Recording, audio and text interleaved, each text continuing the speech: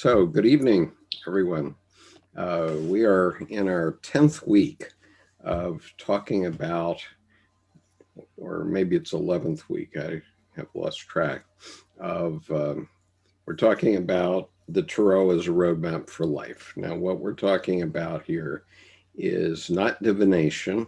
I did a divination series back in 2017, 2018, and that is available on this YouTube channel.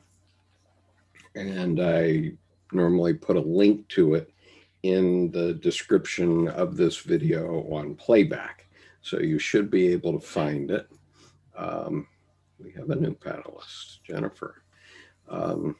And so what we're talking about here is, oh, and there's Nick Chan, good. Join us in the group, Nick, if you can, if you want to. But anyway, we're talking about the Tarot, and the Tarot is divided into 22 major arcana and normally 56 major arcana. However, minor, yeah. Huh? Minor arcana. Yeah, 56 minor arcana. My mistake. Thank you. Keep me honest here. And but there apparently is one deck which I've ordered but haven't seen yet, although I've seen one of its cards, and that card is amazing. But called the Fifth Tarot, which has a different suit in it, and it's called the Fifth Tarot, and it has 70 minor arcana. And I have to admit some more panelists. Nick Chan is my friend from Singapore, who's often with us. So good morning, Nick. Thank you for being here. Hi, Samantha. So the point is, though, that the major arcana are about forces or forms which are in hyperspace. They're not physical forms. And so they're in the psyche, and that's what the major arcana are. And so by understanding what these major arcana look like, you will learn to recognize these forms, which are archetypal forms, in your own life. And that's very helpful because then you know where you are. The minor arcana are actual events that occur in a typical life in various of four categories. We'll be talking about those early next year. But for now, we're simply talking about the major arcana, and we're doing that at the rate of one per week. But before we do that for tonight, I want to talk about one amazing thing, and that is this book. It's called Tarot, the Library of Esoterica. And let's see, I guess I can turn off my virtual background for a minute, and so I can show you this properly. All right, so this is the book, the Library of Esoterica, Volume 1. And this one is all about the Tarot. And what it has is literally hundreds of different images from Tarot decks. And this happens to be one where I've just, by coincidence, I guess that we'd call that synchronicity, I've turned to the Wheel of Fortune, which is our topic for tonight. And so you can see a couple of amazing Wheels of Fortune in this book. We're not going to be looking at those tonight, but one of our members here who is in the panel actually has created his own tarot deck, and that's Jordan Hoggard. And so I am going to share with you Jordan's 2 cards that he got into this set, and I'm going to ask Jordan to describe these 2 cards. They're the Star and the 6 of Wands. So with no further ado, Jordan, tell us about your cards. Good evening or morning, wherever you are in the world. This was a synchronicity and a serendipity. In February, my publisher, Schiffer Publications, reached out, indicated that Taschen Books and Jessica Hundley had asked for permissions to use these 2 cards from tarot in the Land of Mysterium. And of course, I immediately said in all caps, yes, for sure. Let me know what else you need. And there was a thank you and hope you get an author's copy if you make it. And that was it. It was so short and sweet. I think February 20th, I think it was. Well, the book was supposed to come out in April. Of course, the pandemic hit, so final editing and such. So long about July, towards August, this big, heavy 4 or so pound box arrives on my doorstep. And Schiffer indicated they didn't tell me. It would be a nice surprise, which to me was kind of a 6 of Wands exchange of energy, very, very eternal celestial groove star. And I opened it up, and here was this book, and it's a legacy level honor. I consider it an Oscar in the tarot world. It's the kind of thing that's humbling, as well as I'm really overjoyed to be a part of the indelible community of over 500 images, I believe, from over 570 years of tarot. That Jessica Hundley puts together wonderful books. Taschen does as well. They sometimes put coffee table books to shame. But I had the distinct honor of having these 2 cards included in Taschen's lineage and legacy of tarot in their volume 1 of the Library of Esoterica. I'm honored that I was able to be alive while this happens. This kind of book is epochal. It doesn't occur every year or even every decade, and so I'm just honored to be in it. Okay, so just out of curiosity, the Star I get, and I think it's a beautiful card. It truly is a beautiful card. Thank you. The 6 of Wands I don't get at all, and we're not talking about the 6 of Wands tonight. So but briefly, if you could tell us what this particular card is about, that might be helpful. There's a cameo of the High Priestess, and on top, upside down. Instead of drawing up the moon, she's past the moon and is now exchanging those energies down to you, the querent or the client. That's one reading the card, who steps through that architectural portal of a border. 6 is a very exchange kind of number.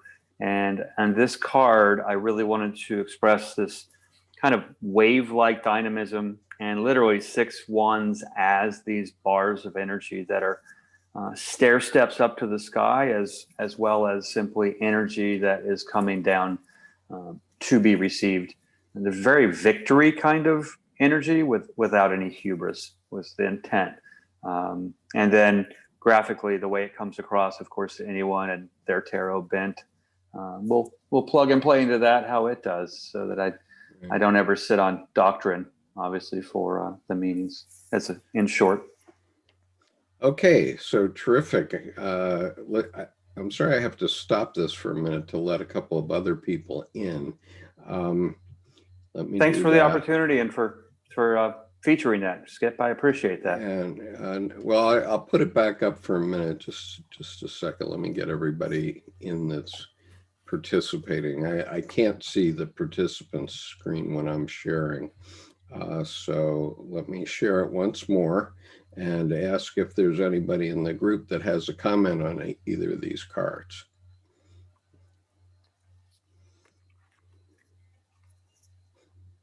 Can you say something about the connection between the High Priestess and the 6 of Wands? The High Priestess gives form to the formless. So 2 things to that, Nick. That's a really great question. 2 features of the Tarot and Land of Mysterium are that the major arcana appear in a great many minor arcana cards. to partner up and I find act as an agency of catalyst to the minor. The quality of the high priestess giving form to the formless, to me, gives then form to this energetic exchange. That's really interesting. Whether or not you know this, and you very well may already know this, but that's a really interesting connection kabbalistically, because the Six of Wands would be Tifereth in Absolute, and the pathway that connects Absolute that goes down to Tifereth is the High Priestess, is the path of Gimel. So that's, whether you meant to do that or it's just a happy coincidence, it's well on. I think it goes into my psychic dyslexia, as it were. Some people call it prescience, but I just call it dyslexia. I found watercolors that sometimes I had to flip because they just felt backwards.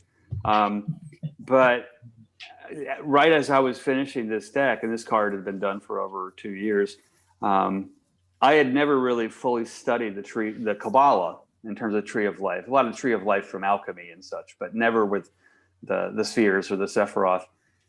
And I decided to kind of come out of tarot hiding into the Denver Tarot meetup group, and they had just started a 22-month study of the 22 paths on the tree. Mm-hmm. So I didn't come to know that until long into our study. And I remember looking at this card going, So cart before the horse, I'd say the cart and the horse are always connected. It's just, you never know which one's going to come first. Yeah, well, so at the time I didn't, and so to me that's kind of an archetypal tap into the energies. So I appreciate you expressing it that way too, because it's the Tifereth and the Absolute. Afterwards, I was like, well, I can't attribute them now, but it's nice to correspond with them. Yeah, I think I like it better that it wasn't intentional and it's just something that's been discovered with time. Yeah, in fact, I really had a serious interruption in that study because I just burst out laughing when we got to Absolute and we had already gone through Tifereth, and Joy Vernon is like, Jordan, whatever is so funny. I'm like, well, Tifereth and Absolute and the Six of Wands, and she says, well, duh. I said, yeah, but this is the first time I've studied it. She goes, oh, duh, pull out the card. So now I need to cut this pleasant chat to a conclusion because we have other things to do tonight. And the first of those is to recognize that we have, I think, 4, maybe 5 new participants here. And so we have Jennifer, Nick Chan. Nick, I'm just curious, are you familiar with the tarot, or are you just learning? I'm familiar, but I wouldn't say like. Okay, so you are familiar. Yeah. Okay. All right. Good to know. And Idris is one of our regular participants. Idris, are you familiar with the tarot? Yes. Good evening. I do have my tarot deck. I'm fond of Rider Waite. And on many occasions in the beginning of a task or when something or somebody is puzzling me, I pull out a card, write it down, and then let the event unfold. And then I come back after everything is settled and over. I come, and that actually gives me the meaning for the card. So I've been learning it organically like that. Oh, okay. Well, Yes. that's fair enough. And after tonight, you may be excited to own another deck or two. And so also new tonight seemed to be Annabelle Lee and Nicole Wilson and Raquel Fonseca, although Raquel has been on the YouTube chat in past weeks. And so it's nice to have you in the panel. And if you want to join us in person, just so the new panelists know that if you show yourself with your video, then that will appear. And when you speak, your voice does appear on on the YouTube replay. But if you keep your video shut off, as you have right now, you will not be visible on the YouTube replay.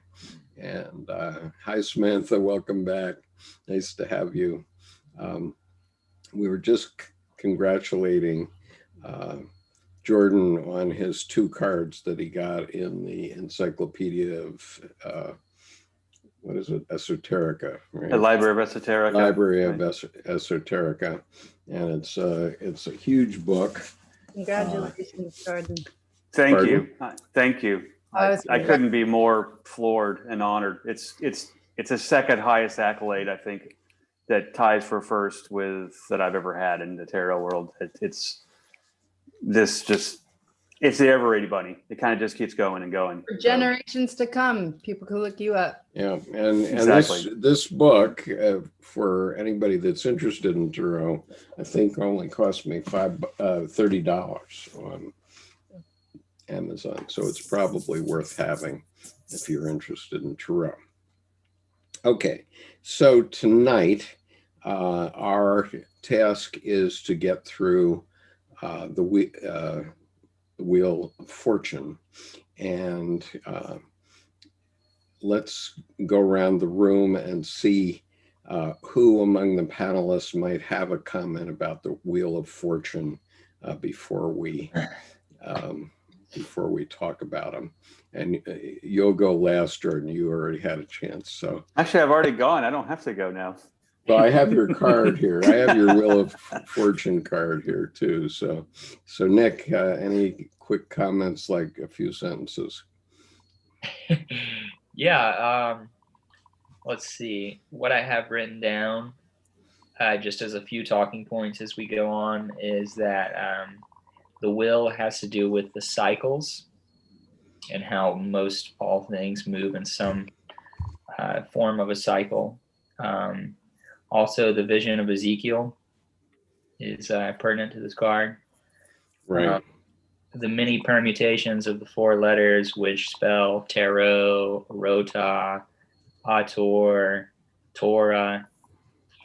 And then all of the symbols in the center of the wheel, which have to do with the 4 elements.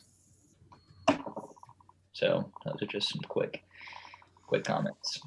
And all right, so those who haven't decided to show themselves, you can make your comments here on the chat, and I will share them with the group. You don't have to have your voice or picture on.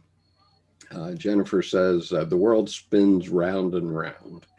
And so others are here. But nice to see you, Raquel. Thank you for uncloaking.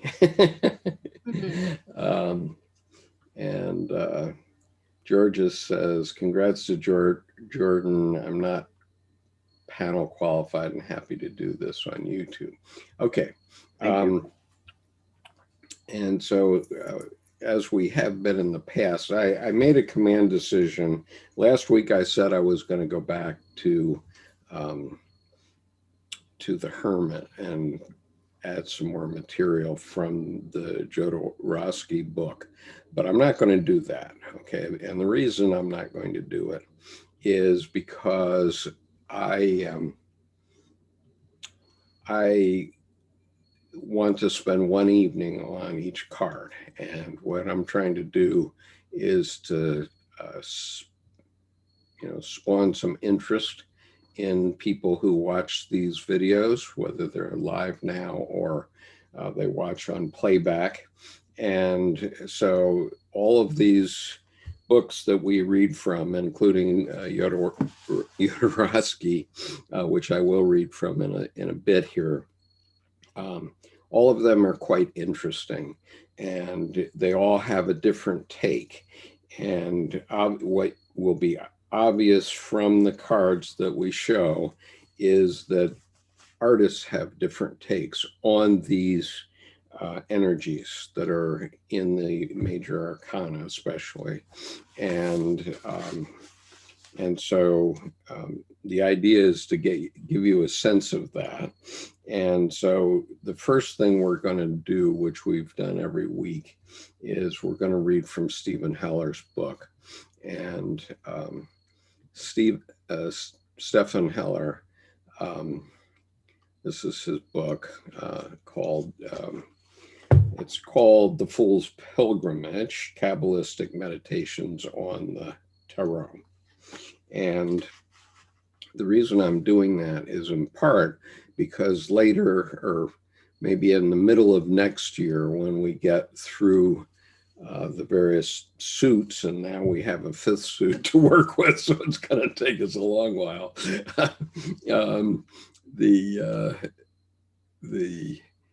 One of the things that we have to connect up with the Tarot is the Kabbalah. Now, Nick is going to talk to us about the Kabbalah next week, but I'm simply pointing out each week that this is the path within the Kabbalah that is involved in the Wheel of Fortune. And so I'm just going to read what Dr. Heller says about it. Suspended in space and surrounded by the four symbolic beasts of the elements representing the psychological functions of sensation, emotion, thinking, and intuition, the wheel, rota, of fortune turns. Descending on the arc of generation, we see a serpent, while ascending in regeneration, we find the jackal-headed figure of Anubis, god of enlightened mentality. The principle of balance and equilibrium rules the wheel in the shape of a sphinx with a sword. The three circles constituting the wheel indicate the triune, higher self composed of will, love, and creative ideation. The alchemical symbols making up the spokes of the wheel indicate the transmutation of the soul within the whirling process of change. And then he says keynote, which is based on the Hebrew letter Kaf, and it's from Kaf to Chesed. So I guess Kaf is 7. Is that right, Nick? Or Netzach is 7. 4 okay. is Netzach to Chesed. So Chesed is number 4, right? It is. And the letters always going to just be the path in between the two spheres. Right. Okay. So keynote, progressing from the lesser fortune of human emotion to the greater fortune of divine benevolence, we may deem ourselves fortunate indeed, but only if we have learned to reconcile and integrate the fourfold functions of our personality, and only if we are and continue to remain ruled by perfect balance. Motto, behold, his reward is with him, and his work before him. Who hath measured the waters in the hollow of his hand, and meted out heaven with the span? And that's from Isaiah 40, 10 and 12. And then the meditation on this card. I received the reward of my labors. The wheel of the law will turn in my favor, and I shall rule the four corners of my internal being. May I remember that I am called to mastery over myself and not to mastery over the goods of the world. My gold shall be in the noonday sun of love, and my silver in the midnight moon of knowledge. I am fortunate indeed to have been led to walk with the light of the holy ones and in the company of the just. My existence extends from the mountaintop of heaven to the depths of hell, and I am master of all. The wheel turns for good. May I be willing and capable to act as a spoke in the great wheel that ever moves for beauty, goodness, and truth. Turn, wheel of the holy law. so that the great body of God may advance toward the goal of its own fulfillment. I greet thee, O royal chariot wheel of the kingdom of righteousness, and I shall serve thee until the glorious end. Now, as Nick mentioned a few short minutes ago, this also relates to the dream of Ezekiel, and so it has that biblical reference.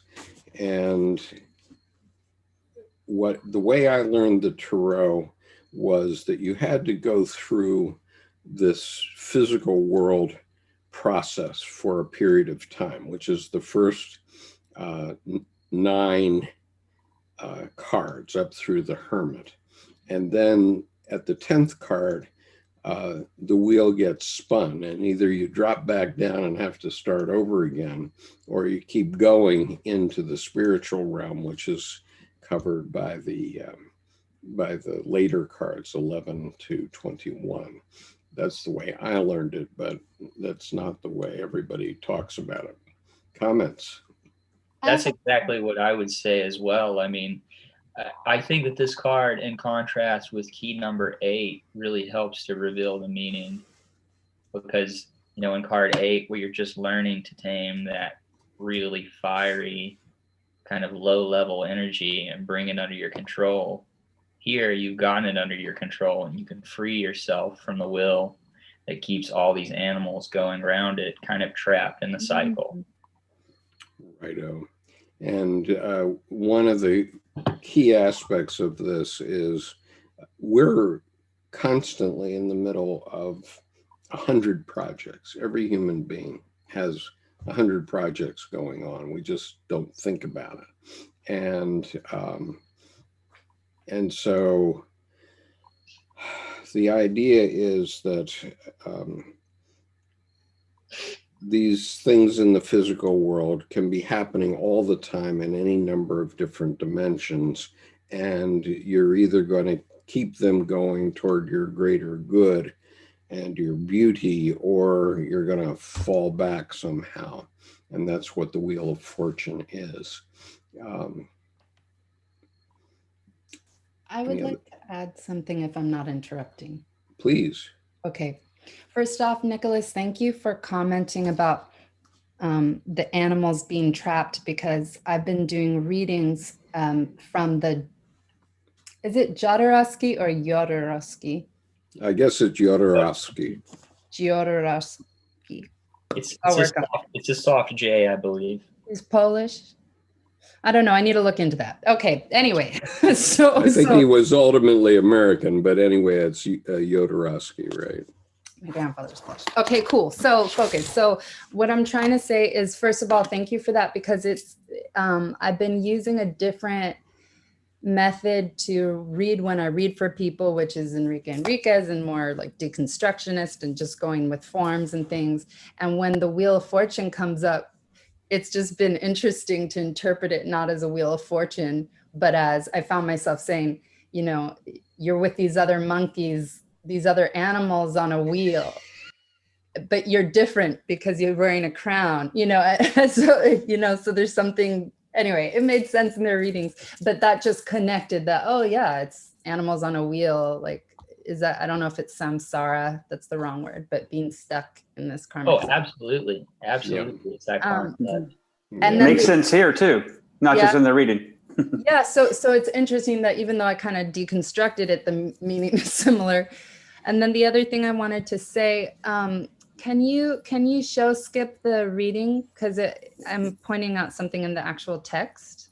Actually, Sanskrit's really important with letters too. Sansara, do you mean samskara?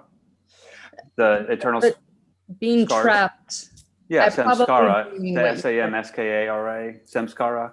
Oh, it's samskara, not samskara. I think it has a K, and that's you have to be careful with those words, because a mistranslation can lose like a cough, for example, symbol, and it changes everything, and everything for after that it just goes.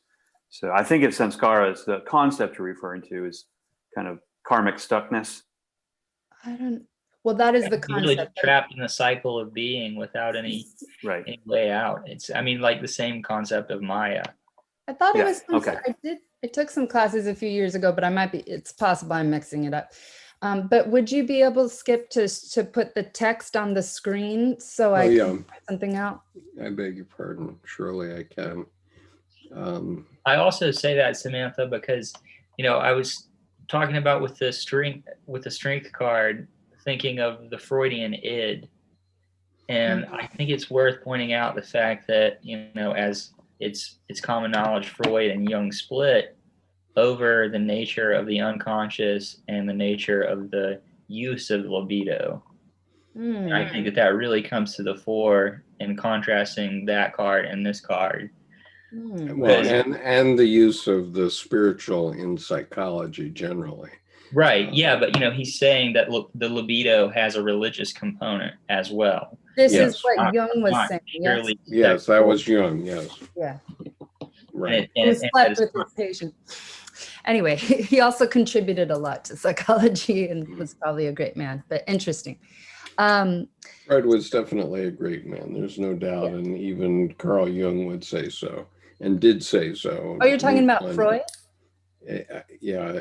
If that's who you were talking about. I'm Team Jung. No, I was talking about. Oh, you're Team Jung. Okay. Terrific. Anyway. Being a Jungian website.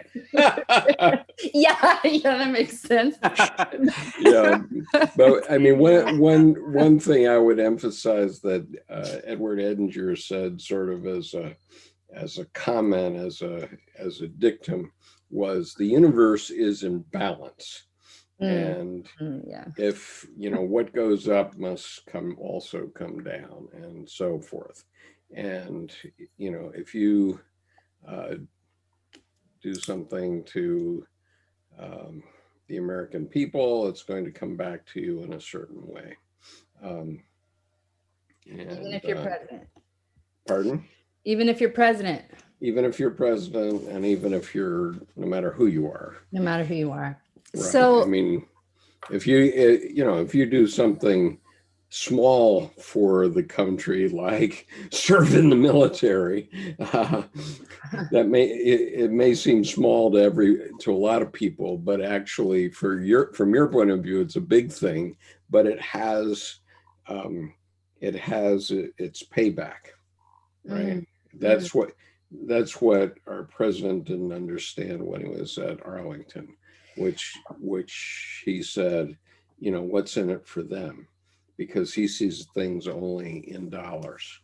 He doesn't understand microeconomics. As well as, since we're talking about the Wheel of Fortune and what you just said, I also think the same is true for our government and our government policy in terms of, slavery. I mean, yeah, we're definitely paying for that. Yeah, dealing with, also, I mean, it built the country's wealth. That's the other thing. It helped make us a superpower, like centuries of unforced labor. It built the South's wealth. Cotton, tobacco, rice. Sugar. Anyway, so I just think that this is getting into another conversation, but basically I think that's related to how this president got elected and the resentment over Obama. And the kind of, even though a lot of other groups have gotten at least an apology or, acknowledgement of harm done by our country to these groups, like Agents for the Railroads, we support Israel because of the Holocaust, Native Americans get casinos, like there's been some public attempt to acknowledge the harm, but that hasn't been done with Black Americans. Yep, there's a karmic debt, as you point out correctly. So anyway, can we talk about the card though? So what I was trying to say. Okay. Do you want the? Yes, and I'll stick to the point. I feel like I just have to check back every so often. It's a very wheel conversation. Represent. It's going round and round. It's all right, my life. So okay, so yeah, so my existence extends. One second, I'm finding it. My God. My existence extends from the mountaintop. May I be willing toward. Oh, here it is. Okay. It's a long sentence. May I be willing and capable to act as a spoke in the great wheel that ever moves for beauty, goodness, and truth. Here's the sentence, new sentence. Turn wheel of the holy law so that the great body of God may advance toward the goal of its own fulfillment. So I am a member of many different groups, like spiritual groups, but one of them is the church. I'm not proselytizing to anyone, by the way. I'm just talking about the connection. The Church of Religious Science, which isn't Christian Science or Scientology, because I'm eccentric, but I'm not bad. Sorry. Respect everyone's beliefs. But respect everyone's beliefs. If there's any Scientologists here, that's cool, you know, or Christian Scientists, but it's just not for me. But there's this concept that the universe was created by consciousness, and they have all these diagrams that break it down, but basically the conscious mind, the subconscious mind, and then there's this other category called the body. And the idea is that the entire universe, everything material, is actually the body of God, including us. Everything that's conscious or non-conscious, you know, objects as well. And that there's actually nothing that isn't the body of God. Trump is included in the body of God, you know, and that there's this idea that it might, from God's point of view, we'll call that God, from God's point of view, there is no such thing as imperfection, because God can only see God's self. So it gets complicated, but it makes sense when I'm reading about it and hearing about it. So basically, from our human perception, we see things that appear negative, but it's something about the human experience that makes us see imperfection, because everything, literally everything, it's only for the ultimate good, because that's how evolution works. You know, it's for the expansion of the species. So when it mentioned the body, it reminded me of that concept that it's God ever expanding out. And that's like what we're here to do, to be a part of. Let me offer a couple of thoughts about that, Samantha. It so happens that this week I got myself a copy. Oh, geez, I can't show these books. Kabbalah for beginners. You can see Kabbalah for beginners. Okay. when it's up close. There. Kabbalah Actually, in front of your shirt. There you go. Yeah, if it's in front of you, it'll pick up. Yeah, it's kind of not always. It's not reliable. Okay, this is by Brian Yosef Schachter Brooks, Kabbalah for Beginners. So it's Kabbalah with a K, so it's the Jewish Kabbalah.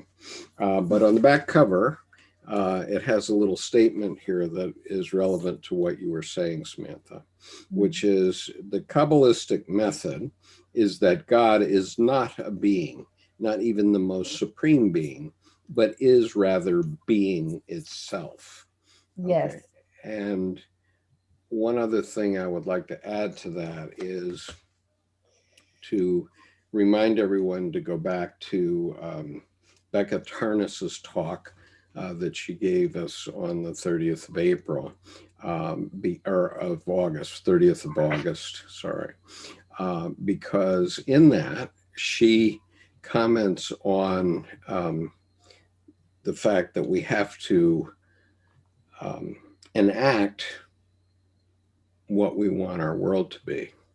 And you have to think of it in that way. I mean, if God is being itself and we are all a part of God, then it is we, because we're the only actors here. We're the only creatures with agency in this way.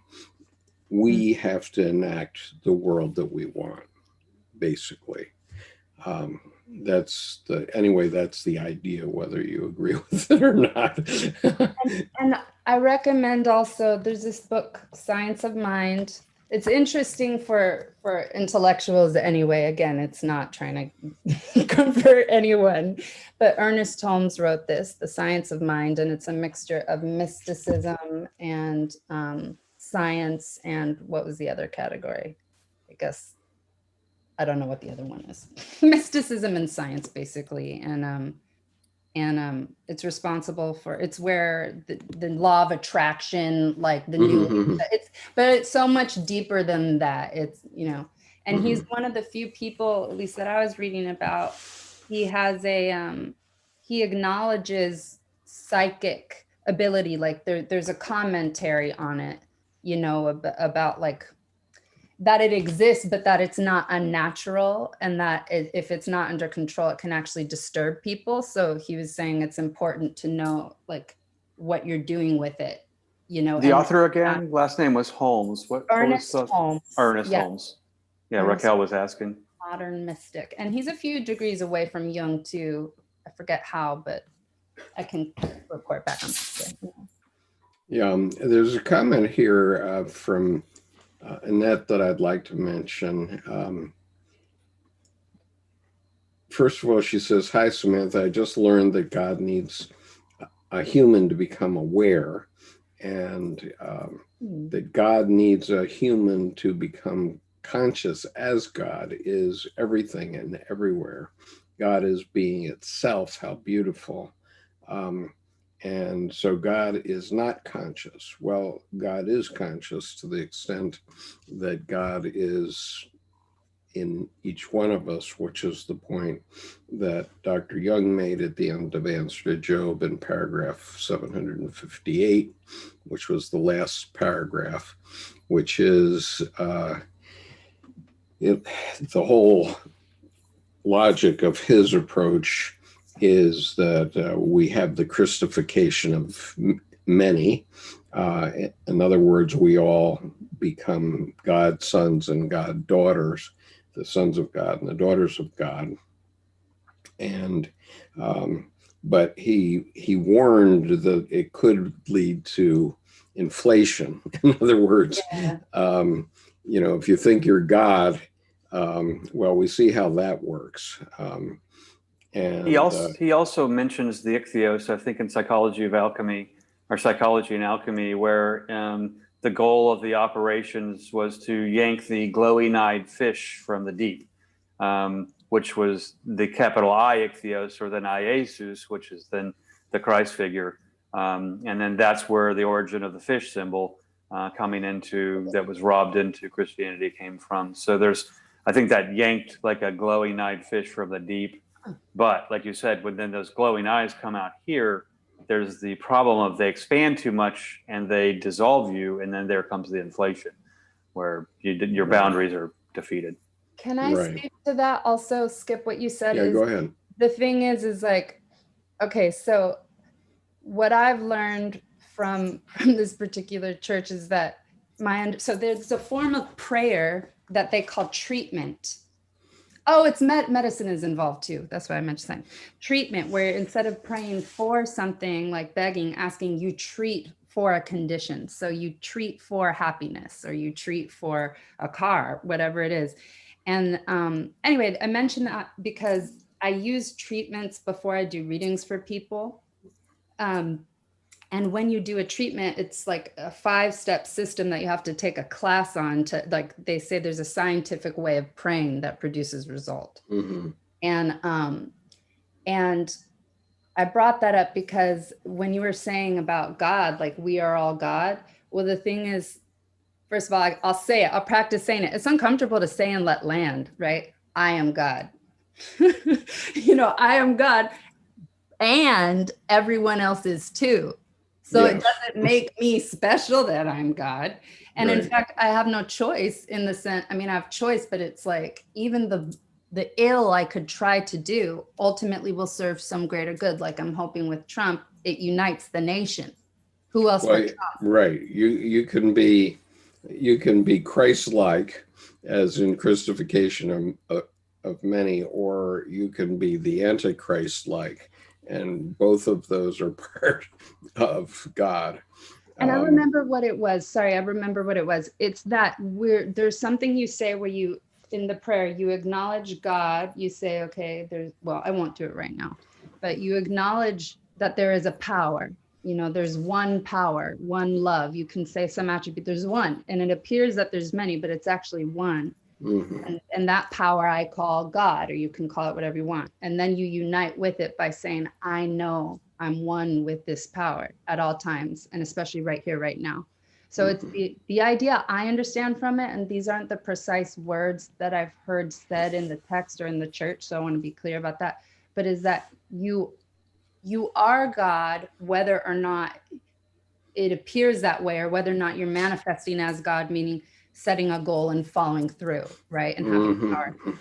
And you manifest, sorry, I'm coming to the end of it. Basically, it's to the degree that you're aware of it in any given moment that you're able to actually externalize that power and manifest it. Like and also that's what we're aware of it. So that's why it comes and goes as part of the human experience. Like at all times, I don't behave well. You know, I don't know. Well, and that's also why it's lifelong. That's Samantha. The lifelong aspect of it. Right. It's also how it's lifelong. And we're all individuations of it. So there's also Right. a purpose to our personality, and why Precisely. mine is way and yours is that. Or Yeah, and so we are called upon to manifest what it is in our lives. Let me just cover one other thing, and then we need to go on. And I want to hear from Raquel also about this point, or not this particular point, but Edinger also talked about prayer being petitions to the unconscious. Okay, in other words, petitions to the self.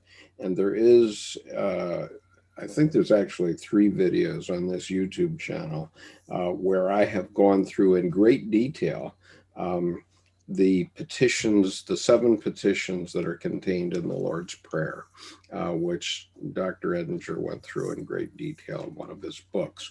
And so the point is, if you think you're praying to Geppetto, who's going to pull your strings, you're putting your effort in the wrong direction, because the strength that it gives the football player the ability to cross the end zone in a football game, and therefore he points up, but he's pointing in the wrong direction, because when he's praying, he's petitioning to his self to give him the strength. And I remember when I was in high school, I just was spontaneously doing this, where I was petitioning. Before a test, I would say, "Dear God, please give me the strength to do my best on this examination today." Okay, so I didn't know at the time, as a high school student, I didn't know if I was talking to some Geppetto out there in the air, but because I spontaneously did it, now I understand that that was actually a petition to my greater personality to, push me through, in the same sense as the football player is petitioning his greater personality to make sure he gets in the gym and builds up his strength and does his running so that he can do that. Let me go to Raquel here. Go ahead. Hi, can you hear me? Yes. Sorry for my English. No problem. Not used to speaking English, but. And Raquel, you're in Brazil, am I right? Yeah, Brazil. Okay. Terrific. In the very south of Brazil. Not in Rio, not in São Paulo. I live in a country called Saw the Hand, literally. It's like, and if you see it from up above, it's actually a hand. The city is like all kind of like roots or something apart. But anyways, I from the Wheel of Fortune, I've learned from the Mythic Tarot, by Greene. And to me, in readings is a difficult message to give to the people, because I think it's about change. And sometimes it's not about the good change, because I think that sense of us being a part of God, as you all were talking, is we have like a sense of it, a thought of it. But when we practice something, when we have this idea of what we are about to do, of what we are capable of doing,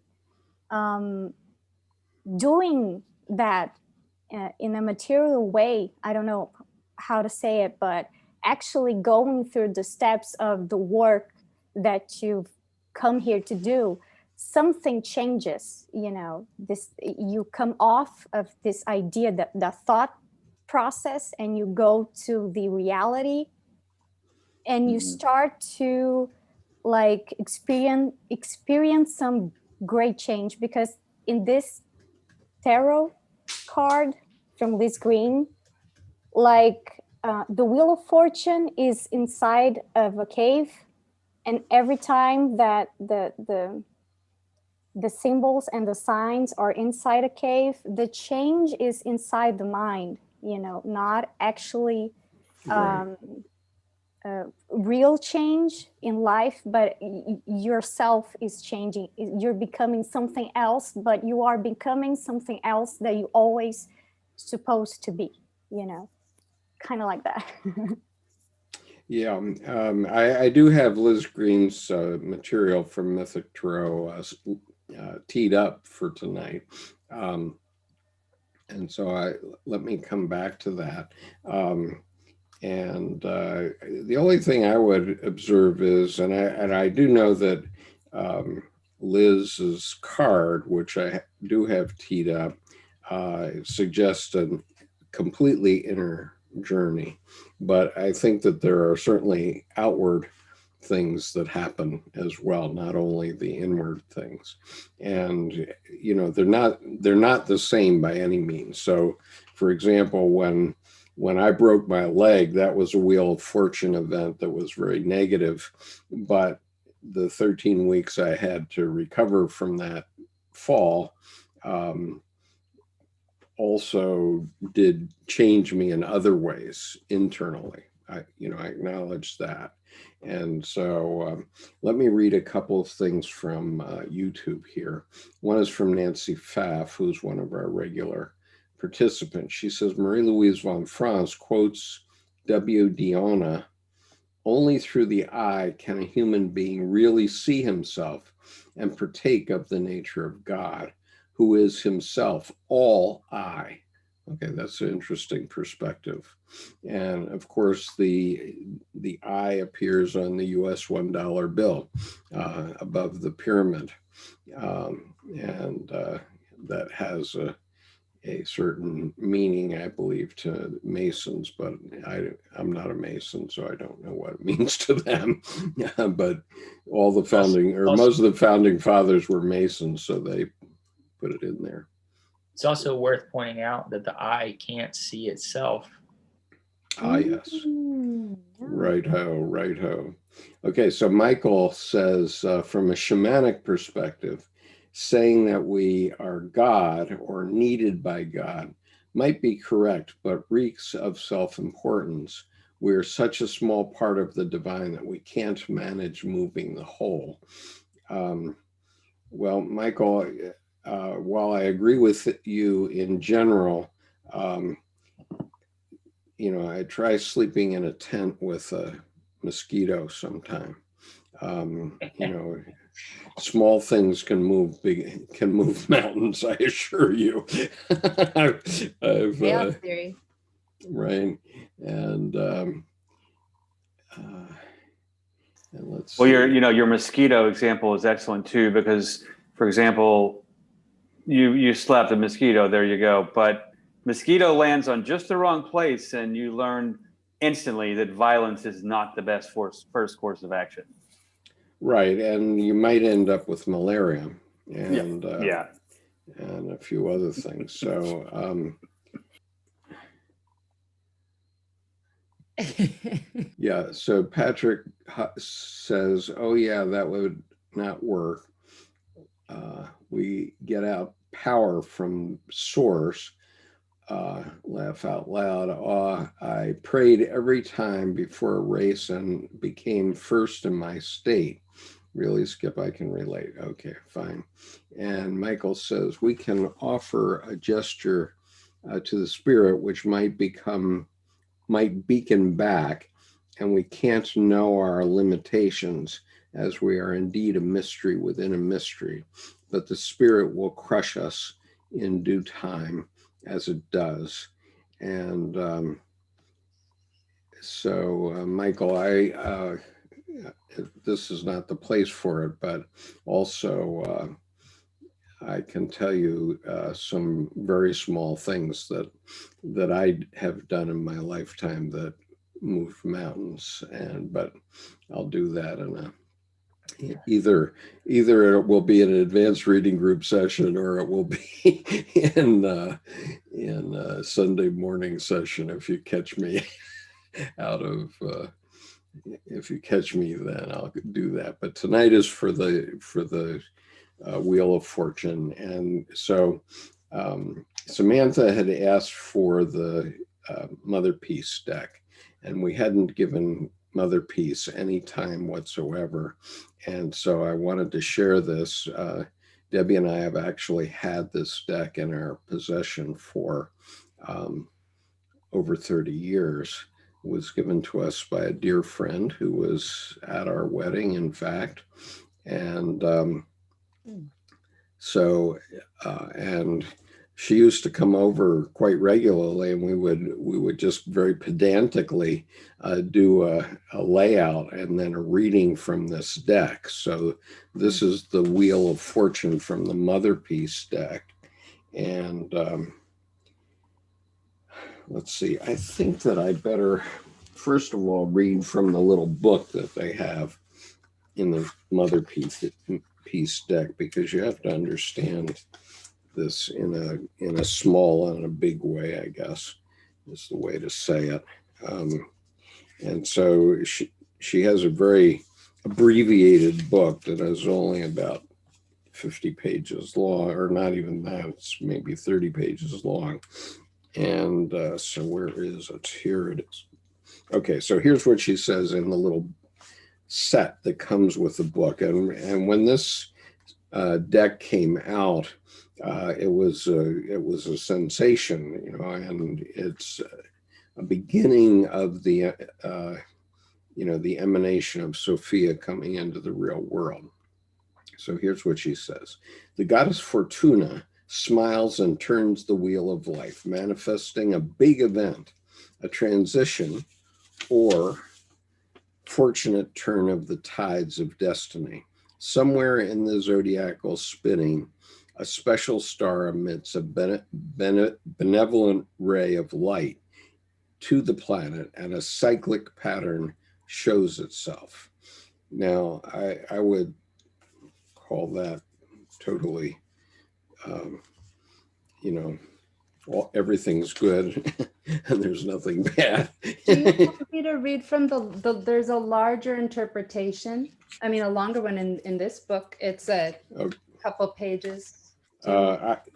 If you want to read that, fine. I do have the workbook here. Oh, okay. Wow. Well, And that might want to. Yeah, this is a little shorter than 2 pages. It's 2 paragraphs, but let me limit it to these 2 paragraphs. But show me the book. Show us all the books so everybody knows what the book is. Okay, so is this reversed? No, you can see it the proper way. Motherpeace Tarot Guidebook. Okay, so many of these decks do come with a separate book. Yeah. Some of which we are reading from. But this Motherpeace actually came with a workbook also, the Motherpeace Tarot Playbook. And so this is what she says in the bigger book. And you can look all that up on YouTube or other places where you can buy, on Amazon or other places where you can buy tarot decks. The Wheel of Fortune, lucky number 10, represents a big change coming into being, a twist of fate, good fortune. It quite often shows astrological transits, especially the movements of the outer planets. This card has a unique relationship to tilts and reversals. Since it portrays the astrological houses and signs, each cusp can be read as the ascendant or rising sign, depending on which way the card is turned. If it tilts slightly to the left, then instead of Aries being on the ascendant, as it would be right side up, the sign of Pisces comes into the position. When it tilts more to the left, the sign of Aquarius takes the rising position, and so on around the circle. When it tilts to the right, the sign of Taurus comes up, then the sign of Gemini, and so on. When it is all the way reversed, the sign of Libra is on the horizon. Each of the signs has a particular set of meanings and characteristics, keynotes of a vibration. So to read the tilt, one must know something. Just a keyword will often do about the sign. For instance, if the sign of Capricorn is on the horizon, then I might mention that to my client, and sometimes that will be enough. The person will say, oh yes, I'm a Capricorn, and we can talk about that. Or one might say that a partner is a Capricorn, and then we know that the card has something to do with their relationship. If the person has no immediate response to the particular sign, then I suggest a few of the key characteristics about that sign. For example, I might say Capricorn has to do with work in the world, the development of a social form or social role. Then the person knows that the wheel of fortune is affecting her work and her role in the world. In this way, I avoid the good-bad connotations of the old traditional world of fortune that was read like a Ferris wheel. Up is good, down is bad. Here, there is no good or bad, just various events and happenings in a person's life.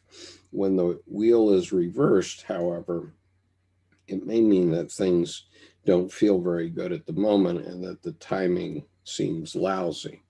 I don't know if that has anything to do with what you have, Samantha, but let me just mention that one of the very interesting aspects of working with this deck is that there's not strictly a right side and a reversed. In other words, when you mix these cards around, they tilt one way or the other. And this is actually the ideal card to demonstrate that because this card does have the zodiac. And so if you're familiar with astrology, you would get some different twist on a reading, for example, or if you're just doing it for yourself, which is the purpose of this session, is just to give you an idea of what these archetypal energies are. If you're just doing it for yourself, you could just see, okay, if you lay this card down, if you just pull this card as Idris wants to, then what is the astrological sign that's up? But in other cards, if the card tilts one way or another, whether to the left or the right, it may mean that, you know, something is not perfectly square to, yes, this is the meaning of this card, or the opposite, which is, no, this isn't going to work for you, whatever it is in the tarot deck. In this deck, everything is sort of in degrees. So when you lay down a card, if it's not perfectly upright or perfectly reversed, you can have nuances in the deck in your reading if you're capable of reading it that way. Do you use this deck, Samantha? I do. I actually have, I wish I had my other phone. I don't want to show my messy room, but I have a spread laid out I tried a new spread to look at the week.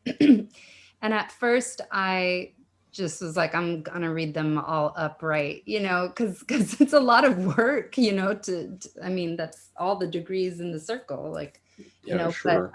But yeah, I have started for this past week. I'm looking at the reading now, which is behind you guys in the computer. I did include the facings. And so I know what they mean to me personally.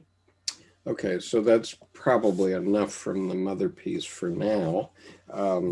Skip, just one quick point. Quick point about, especially the Motherpeace. I love it when the wheel comes up using that deck, because also the 6 houses on the top above the ascendant descendant line are the planets in the day sky, and the 6 houses below are planets that are currently in the night sky. So you can approach it that way as well, as to the feeling sense, not only just the one on the horizon, like say she said Capricorn, but you mentioned the astrological implications. And so just with a natal chart, just that one thing, the 6 houses above the ascendant are day sky planets. So for example, if your moon is in your 12th house, you were probably born about 10:30 in the morning, day sky moon, and whatever sign that would be. And then the 6 in the bottom are the night sky. So just a quick astro tip and trick to kind of elucidate things further, to give them some perspective. Okay, great. Raquel, did you have some thought about the Motherpeace card? No, I have never seen it before. It's the first time I've seen it. Okay. Well, I think it's a very interesting deck. I haven't been using it recently because I've gotten, for my readings, I've been getting into the cosmic tarot. I've found that the easiest to use. But let me just make an observation between divination and owning tarot. What I'm finding is that I have a deck of cards I'm comfortable with. I was very comfortable with the Rider Waite deck, and so I was using that for a long time. But I lately have chosen the cosmic tarot for my readings, and after the election, I'm going to have to burn that deck, of course. But you just sage it or something. Pardon? You gotta burn it. Do you really have to burn it, or can you just sage it? It's just this. I will speak for Skip. This particular reading he's doing is intense, singular, and direct. And I would agree that I would not want that deck. I wouldn't want the deck on my hands afterwards, much less anyone else's. So, pardon Skip, but Samantha, I think Skip's in a whole different location with this particular reading. Usually saging and cleaning, saging and clearing. Light of it. You're totally right. I mean, I get it to the degree that I can. Yeah, I mean, I'm going to buy another copy of the Cosmic Tarot because I like it for readings. Okay, and we'll see their Wheel of Fortune tonight, but for this particular purpose, where I'm doing a reading for the president every day, and I'm putting those on Twitter. So if you want to look at skip_conover on Twitter, that's my Twitter handle. You can follow my readings every day, and usually I'm putting a hashtag tarot on it, so it's usually in that line. Okay, go ahead. Say one thing, which is that sure. Because Motherpeace does tend to be kinder, gentler, and you spoke to that, like there's some way of positively interpreting each facing, or at least saying it it's very divine feminine, and that's the whole point. Right. And the way she talks about it here, it sounds like she's only thinking these readings will be for women. But sometimes she'll get it, like this card is about competition and competing for power, and it'll acknowledge that. What is that card? This is the 5 of Wands, and these different priestesses are vying for power. They're getting in a wand fight. Right. But for me, it was tilted this way, which for my business, I think means for my business and things I want to do in my life, it's showing that I'm avoiding competition and that I need to, hash it out. And that's how she interprets the card as well. It's just like there's some type of hashing out that is necessary, that needs to happen. Get in the game was my message for that one. And that was happening in my shadow. But I was just going to say, so I turned to Motherpeace. when I read for myself, I try not to read for myself because it can be addictive and you just want to ask the cards questions over and over. So but I don't use that so much for other people. I've been getting more into the Tarot Marseille. I just wanted to share that for some reason. Okay. All right. Fine.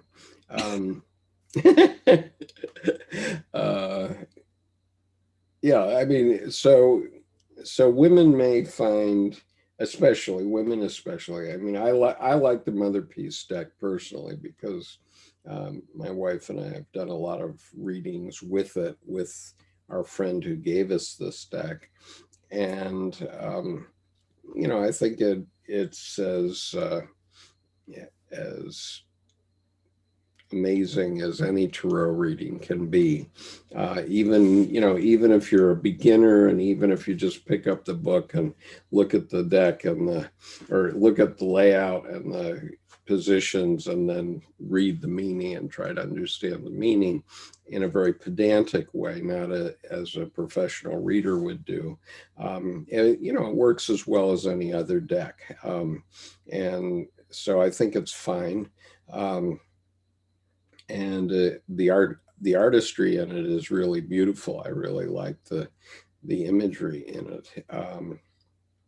But African and indigenous, just for people who are looking first, who aren't white men, you know. right. I find I'm more represented in some ways. Just, I think it's important to find people who look like you in the media you consume, because it's important, you know. But Yeah. sometimes I agree where sometimes maybe I don't want the divine feminine right now. Like maybe I need something else, you know what I mean? And also studying Rider Waite is helpful because all the other decks are based on that. So that being said, Tarot Marseille, like this Enrique Enriquez's concept of deconstructing things, I also really speaks to me a lot as well. But for some reason, I'm afraid of reading for myself in that style. It's easier to do for other people.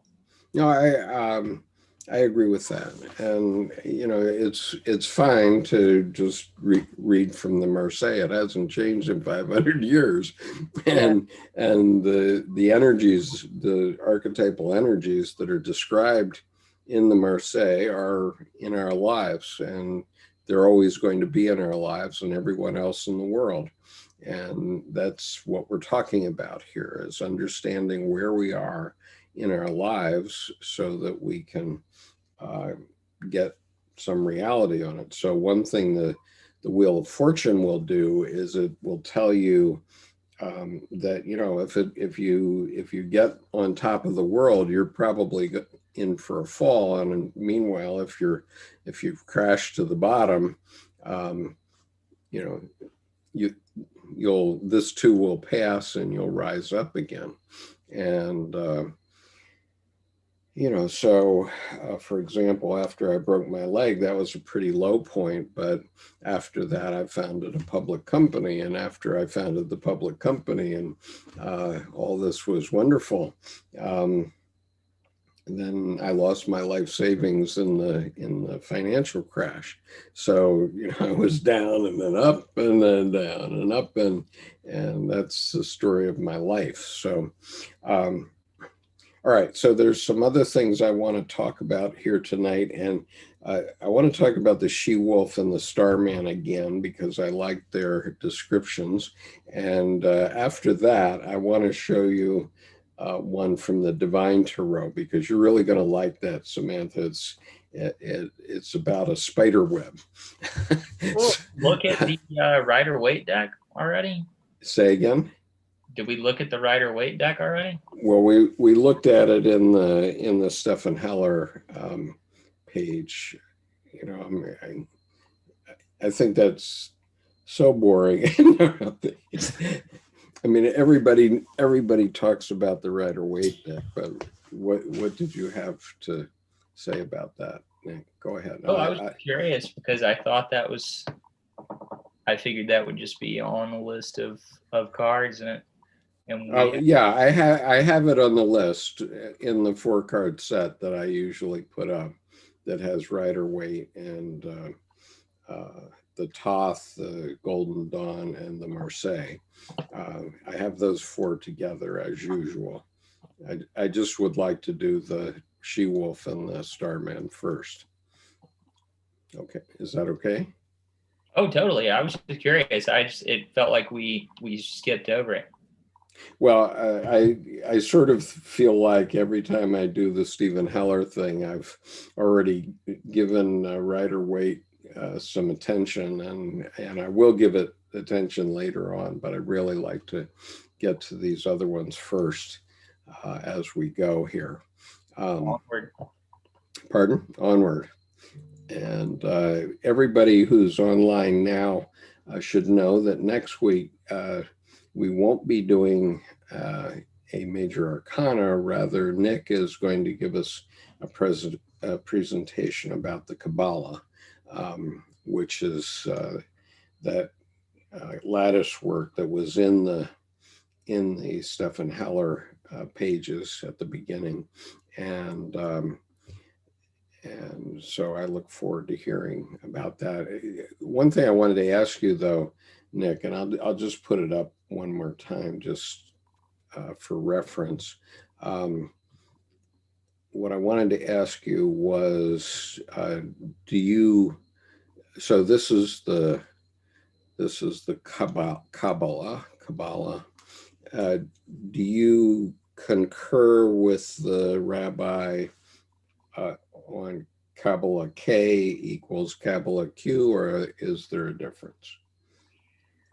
I mean, I personally, I think it's kind of just semantics. I don't particularly, I mean, it does kind of connote a certain lineage or tradition, but I don't think it matters. I mean, ultimately, they're kind of all based around the central glyph.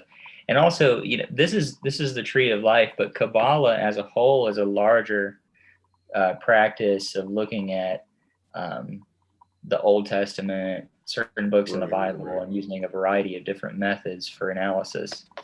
Right. Okay. So this is the tree of life.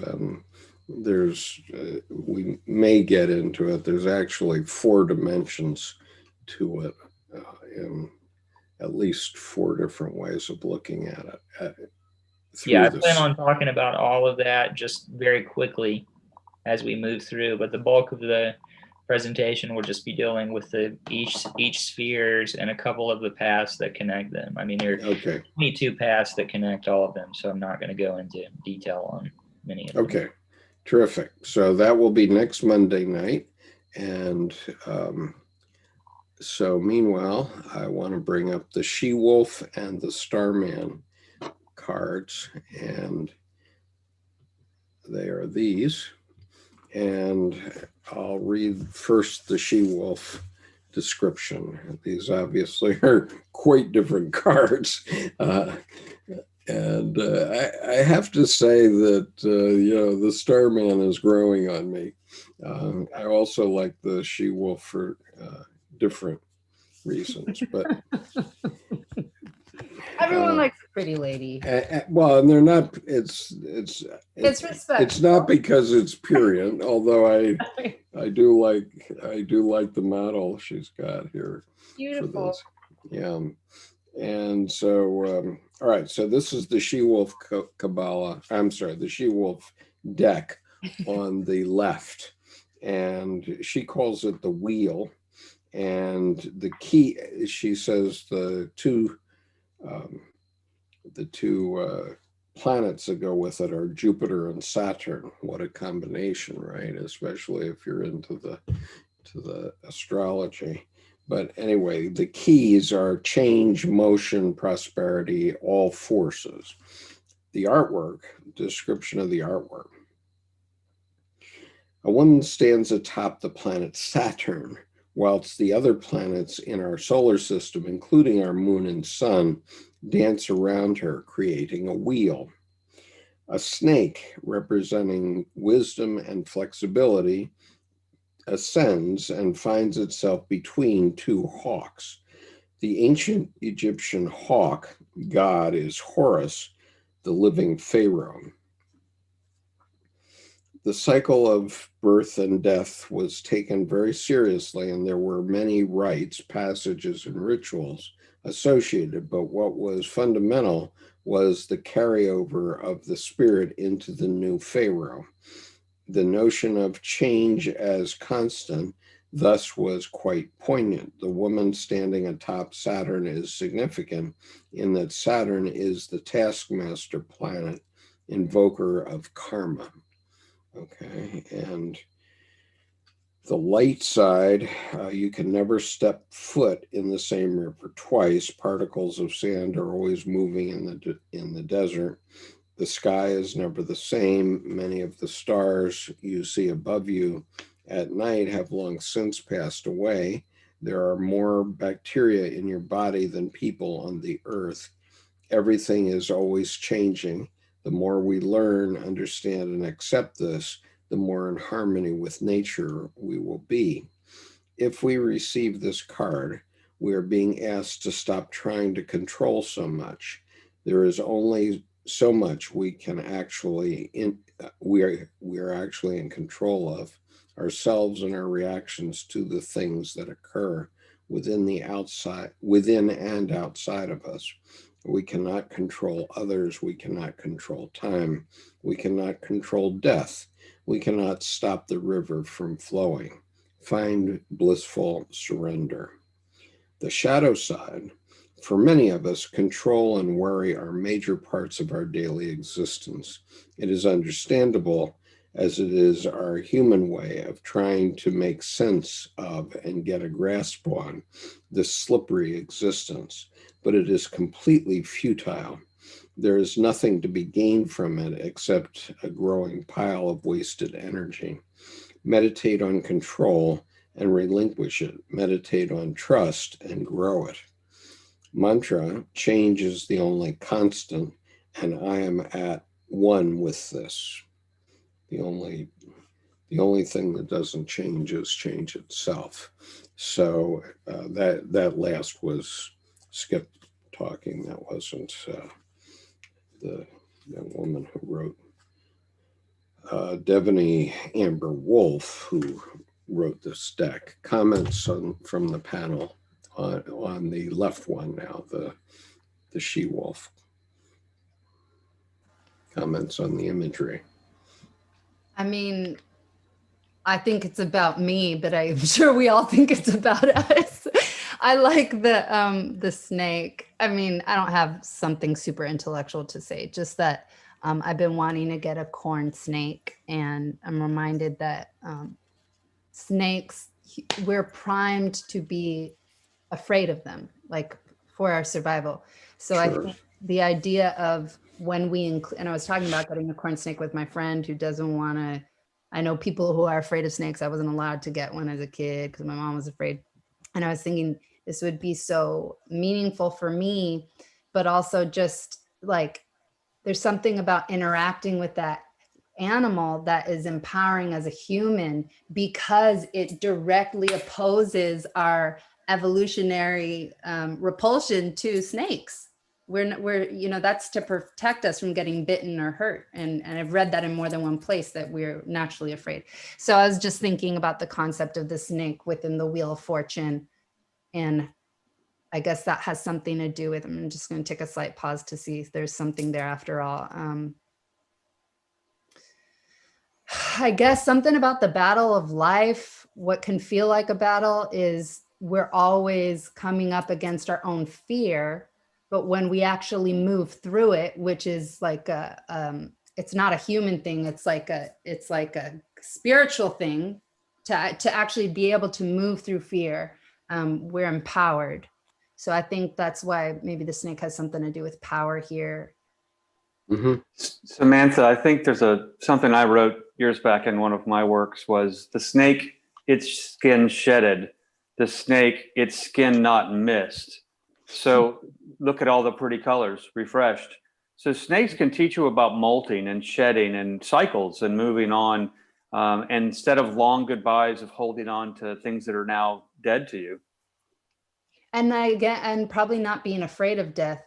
I mean, if you believe your soul goes on, like in the snake's case, it still goes on without its skin. Well, and I find that the it's molting too is, I even kind of dispense with I don't need to know I go on to not be afraid of death. I'm going to continue molting and transforming. And every 7 years, here's the thing: is there's someone you never wanted to be with ever again. In 7 years, you will have a whole body that they have never touched. So, I mean, the transformation is so present. So it's, and that's the wheel. Right. I would say with the she-wolf, small point, but to me it just struck large that she attributes the Saturn and Jupiter aspects. That really hit home with me. Mm-hmm. Yeah. Does either Annabelle or Jennifer want to make any comment here? If not, I will go on. Raquel, do you want to have any comment about this particular card? I'm sorry I've taken the card off the screen for a moment so that I could check to see if we have anybody arriving, and also to check the chat on the Zoom session. So here's the card again. And I thought about the image. She's on top of Saturn, you know, and the book was all about control, and Saturn is all about control, I think. And giving up that and to create something with Jupiter strength, it's really different. It's two really different energies that combined can be very powerful, but it's like really two different things. And I think this is why she's naked on top of Saturn. You know, she has to like undo something, I think. well, Recreate and something. yeah, of course. I would second that as well by just saying firstly, it's really interesting, the inclusion of Saturn, but it makes me think of, I mean, Saturn and Jupiter are inseparable in a lot of ways, and that Kronos, Saturn, was the father of Zeus, who then became the all-father of everything. But he had to reverse that limitation of Saturn to actually become that. So I was kind of puzzled at the inclusion of that in this card, but it all just kind of came together now. Yeah. So meanwhile, there's a controversy going on the YouTube chat about whether we are, well, Patrick says, so I'm picking up when others are not fond of Hebrew. And Patrick, that's not the case at all, and at least not with me. And I haven't heard that among the panel either. I think that historically, and maybe Jordan can speak to this, but historically, or Nick, historically, maybe there were some things going on about views toward Jews, and so the Hermetic people, the people that were doing Hermetic Esoterica, decided to camouflage the fact that they were using a Jewish approach, maybe by using a different letter to begin the word Kabbalah. But I think that anybody that's using the cards is, and who's very knowledgeable about it, so that they know about the Kabbalah, you know, I doubt that there's anything there. I don't think it had anything to do with a camouflage in like trying to steal away the tradition from the traditional Jewish practice, but it just came out of a cross-pollination of the Hermetic tradition with Kabbalists meeting and merging two traditions. Yeah. There's Kabbalah with a Q, which is Hermetic Kabbalah. There's Kabbalah with a C, which is Christian Kabbalah, and there's also Kabbalah with a K, which is traditional Jewish Kabbalah. Right, and I would agree too. All really, in one sense or another, sprout out of the Hermetic tradition. And I find what's interesting is Hermes Trismegistus, the thrice born, and we have three versions of Kabbalah, and there's no attribution or connection there. But I think they really all source from the same. And I think, Nicholas, I really thoroughly appreciate your just pending cross-pollination. Things change, and as they, like Sophia, Shokma to Sophia to Pneuma to Logos to Spiritus Sanctus, and the whole Divine Feminine is just lost in translation, just from going through 5 iterations over several hundred years cross-culturally. So I think that really makes a lot of sense, Nicholas. I would totally agree that the cross-pollination, and they really are based in the Hermetic tradition. Right. Yeah. Patrick says the nakedness could mean nothing to hide. Authenticity. That's a fair enough observation. And freedom. And freedom. Absolutely. And also, it can also mean power. You know, there's an old saying that a man can't stand to be in the presence of a naked woman. Pardon?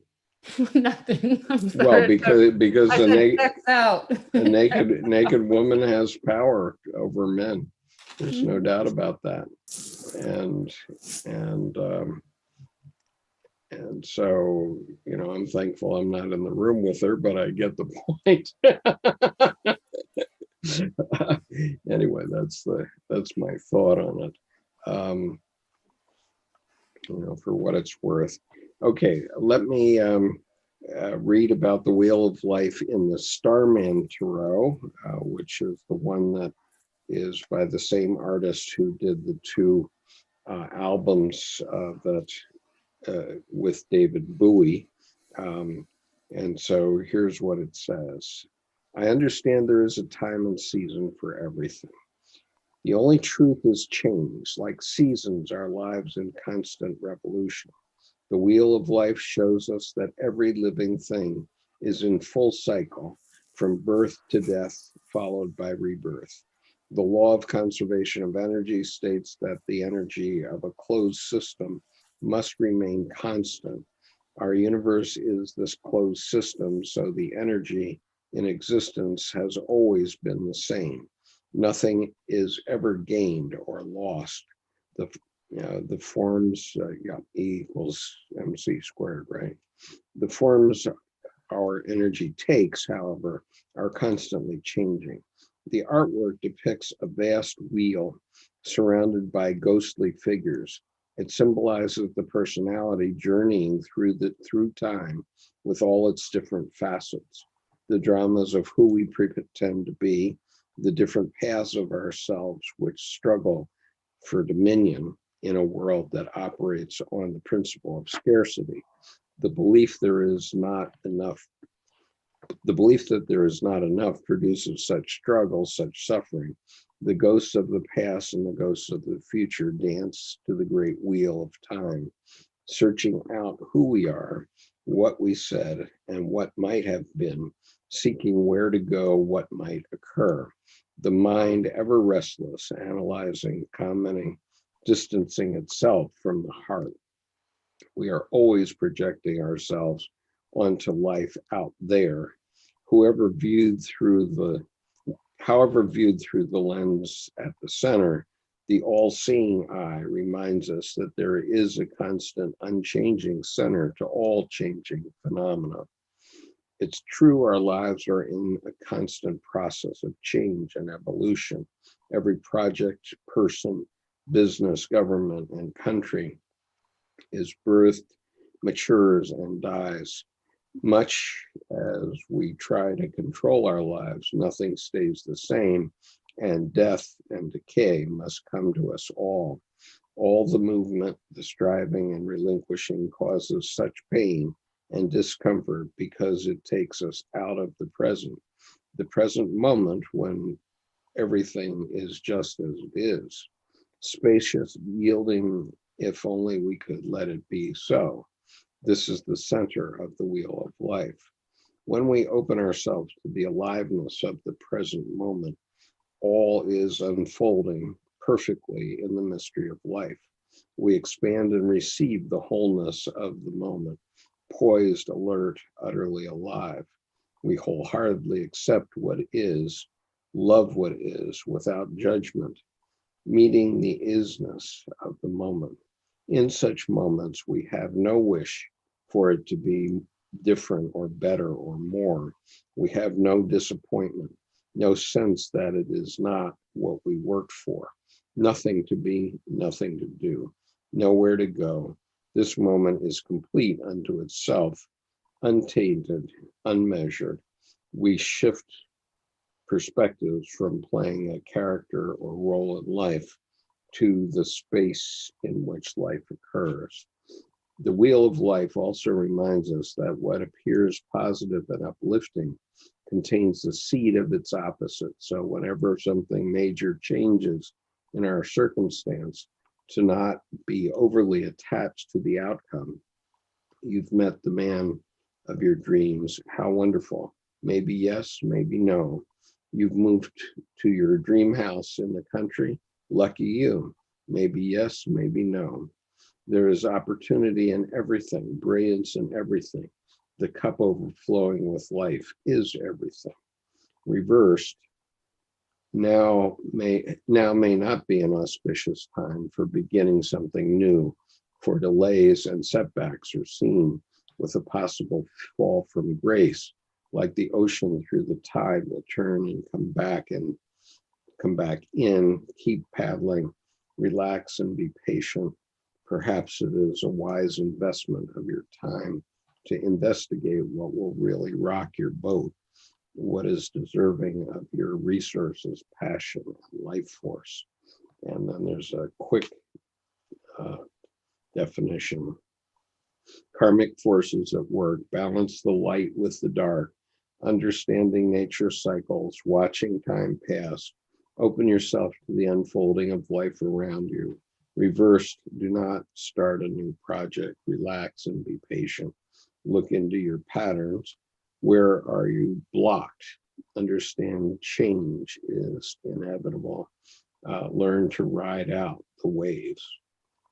Okay, so what comments do we have about this this particular card in this Starman deck? Go, Samantha. I'm trying to, you know, share, but sure, thanks. Yeah. Well, it reminds me of Labyrinth, David Bowie and his Labyrinth incarnation. I just want to share that, the middle picture. Everyone's on the same page about that, right? Labyrinth? No? I'm not familiar with it, but that doesn't matter. I'm an old fuddy-duddy. Wow. Well, Labyrinth is a movie that David Bowie was starred in with Jennifer Connelly in the 80s. And he was this like mystical. It's a great movie. I think you guys would enjoy it. Anyway, his appearance. I think the cameo face is there. That's that kind of generation of him. Yeah. Thank you. But what else? Something popped up in my head. One moment as you were reading.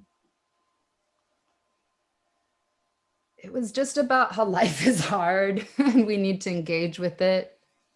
I think I need to sit with it. I did have a thought and it just flashed out of my mind. So. Okay. I'm sorry to say that I have a call that's coming in. I actually have a life that's international. And so what I want to do is I'm going to keep the session going, but I need to go take this call. So what I'm going to do is put the 4-card set up for the moment. You can think about that one for a minute. And just let those of you who are present talk about these traditional cards. I just have to find it. Here, where did it go? So that, okay. All right. So this is the 4-card set, and I'll just leave it up to you to keep the conversation going until I can come back. Thanks. So here it comes. There it is. Okay, I'll be back shortly. Thank you.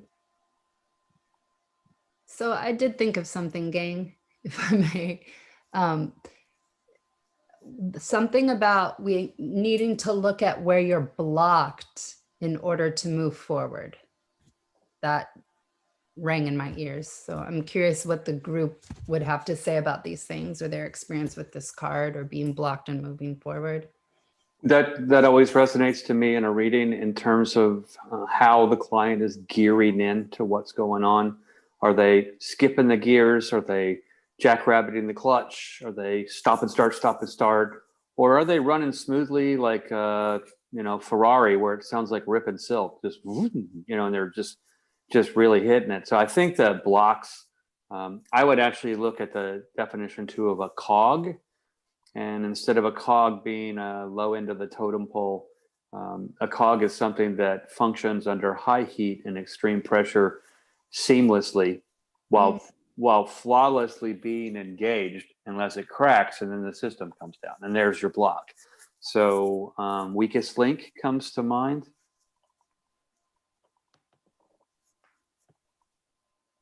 Nicholas?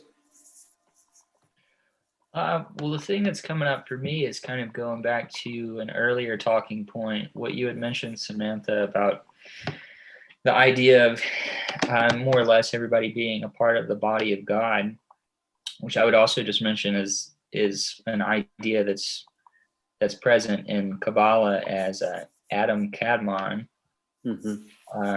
But it's interesting, I was doing some reading on this card earlier in a book I have here called The Book of Tokens, which is a phenomenal book. But it was talking about how delusion stems from the illusion of separateness. And at first I was having difficulty understanding that, but now it's kind of coming together when I think about the cyclical nature of this card, and how even, at the most micro level, in some form of a cycle, it might feel like we are separate from these larger cycles, whether they be the outer planets of Jupiter and Saturn and so on, whatever is beyond that. It kind of all seems to really be moving in one motion rather than us perceiving it as some separate thing. Thank you. Nicholas, that really resonates with the delusions stem from illusions of separateness, especially because from my perspective, the difference between fear and being afraid is fear is your radar. It's a navigation tool. And being afraid is that anxiety has hijacked your fear and tricked it that it has some kind of poison to make it afraid. And to me, fear is just capital A awareness. It's blip, blip. This is on the radar. And I mean, my joke is that my vanity is connected to my ego, connected to my fear. And my vanity says, I look better with a head than without a head. And so incoming, and ego goes blip on my radar, and fear says duck. And then I get back up and I still have a head. I mean, it's so vanity not being, Tammy Faye Baker and too much makeup or superficiality. It's just a general awareness in your system of radar.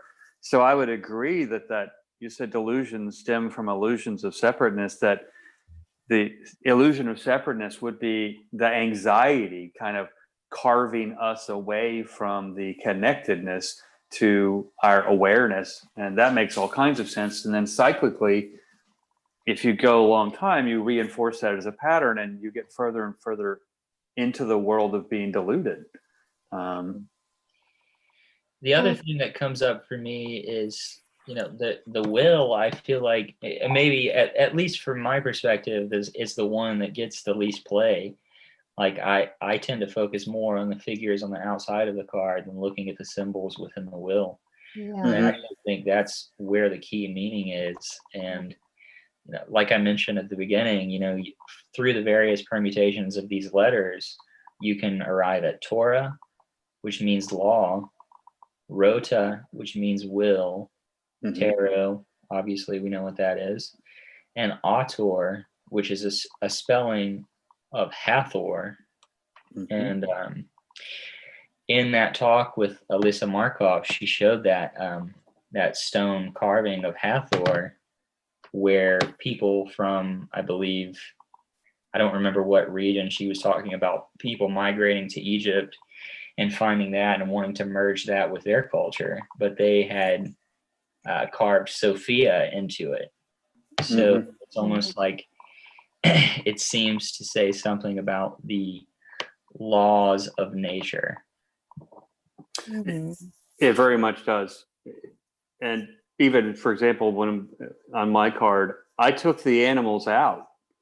And I always get that, hey, Jordan, why do you have 2 air signs, a fire sign, and the symbol for Om on your wheel? Where are the rest of them? And I'm like, well, there's a mountain on the left and on the bottom, and there's Earth. And then there's water up top and the moon, and then there's water down below. And what's your point?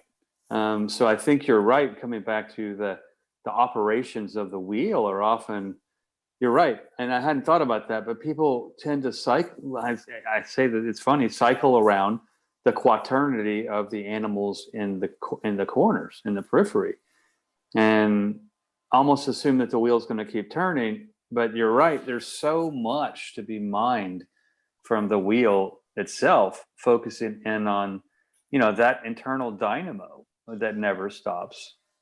I would like to add something, and then I want to pass the mic to Raquel, because this is your first time on this, and I think, I would like to hear what you have to say, if you feel so moved. What I want to say is, I did not eat enough today, so like my brain is like, needs sugar.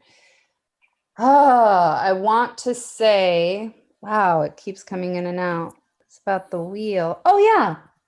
Okay, I don't want to be a cog in a wheel or a brick in the wall or whatever. And there's a lot of, if you live in an individualistic society, like the idea of being a cog in a wheel isn't, or in the machinery isn't considered attractive, That being said, even with the prayer that we read, and Jordan, something you said brought it up again. I don't remember what it was just now, but in the prayer, it was like, let me be that. They might have even used the word cog. They used some word that was like, let me be part of this greater system that's about God's body, expanding. They didn't use the word expanding, but about growing. And so to me, what that has to do with the Wheel of Fortune is like, in my own life, in my personal case, it's like, I need to exercise my will to a degree, especially making decisions. I got an Ace of Swords reversed, which is telling me to be aware of self-sabotage and like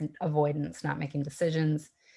But also like being aware that that God, whatever the higher power is, has there's some type of benevolence going on, that if I surrender my will to this greater system of the universe, I don't mean the government or something like that.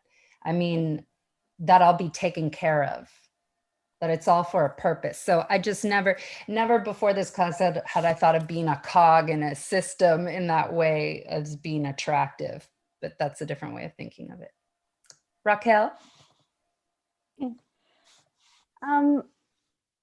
I think that the idea of being present in the moment, for me personally, is very hard and difficult, because I think it's also about perspective. I mean, I come from a place and a type of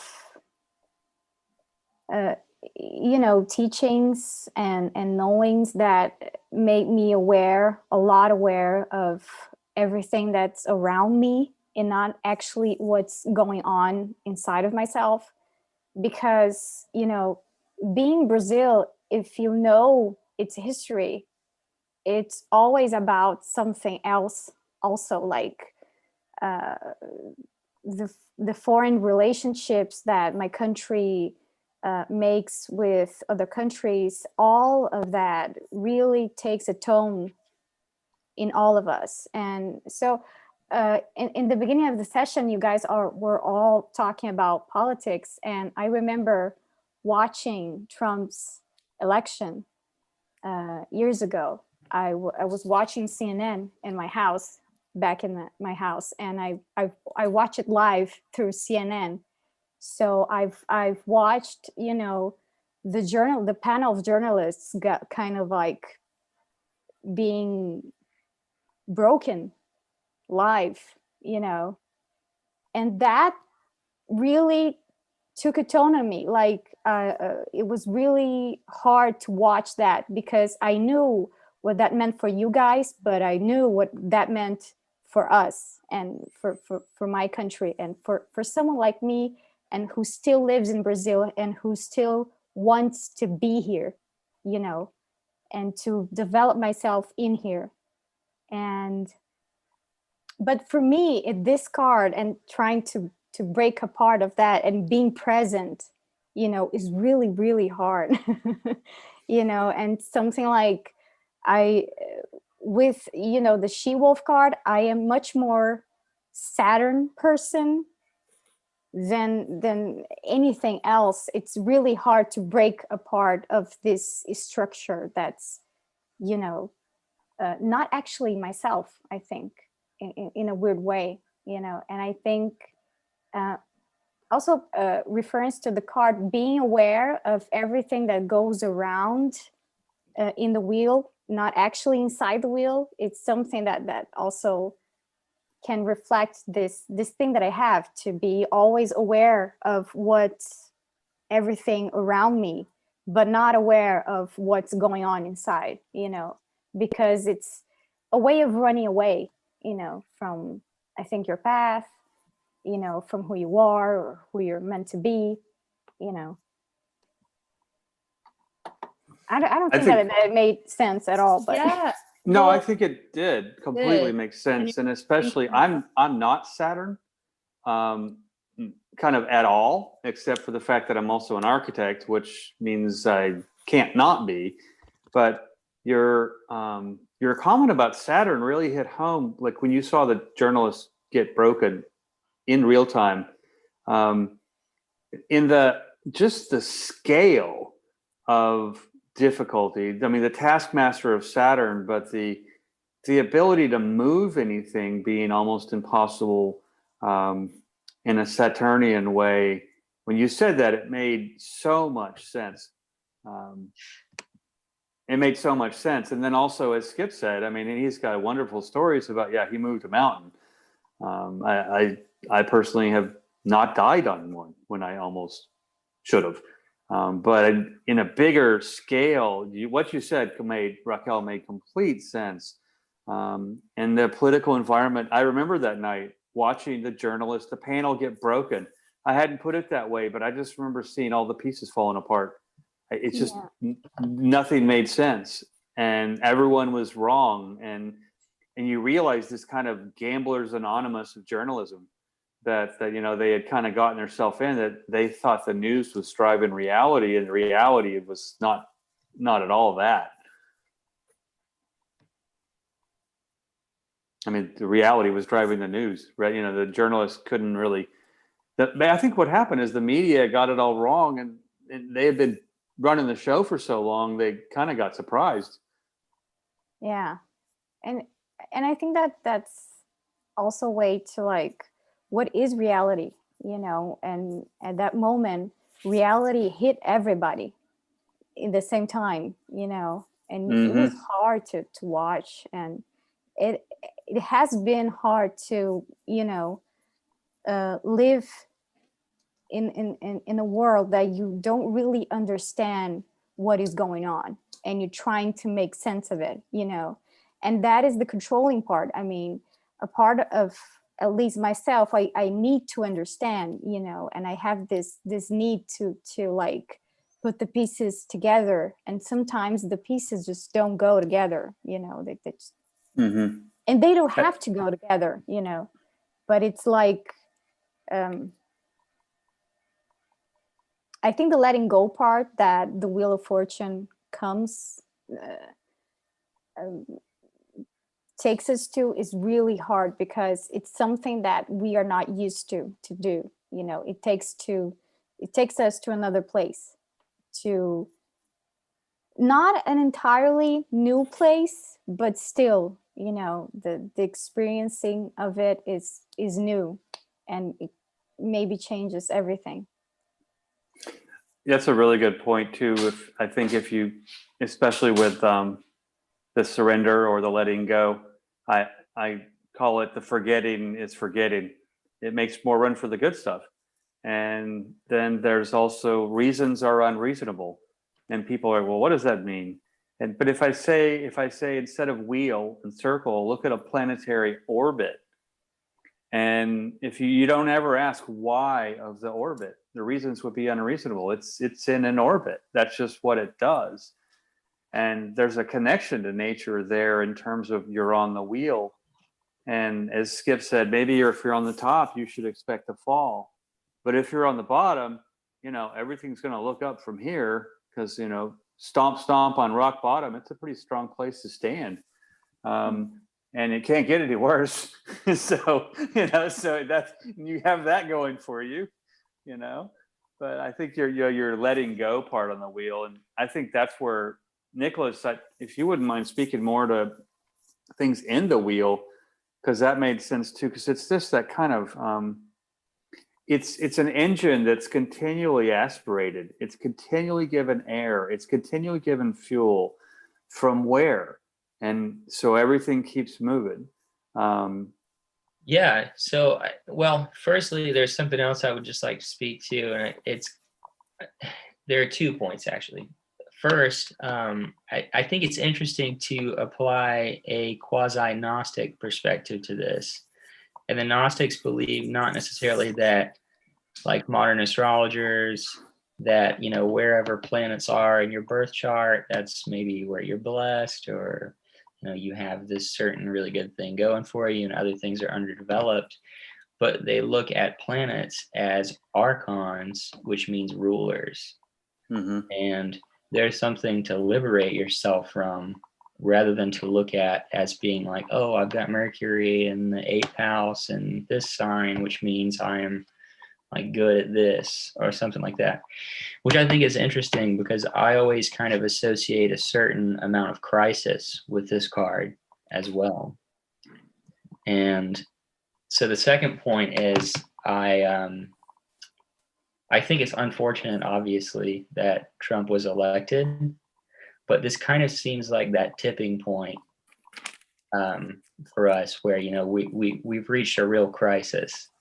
And the crisis is in part that, this guy was elected, but also because, sadly, it is a representation of a large part of our population.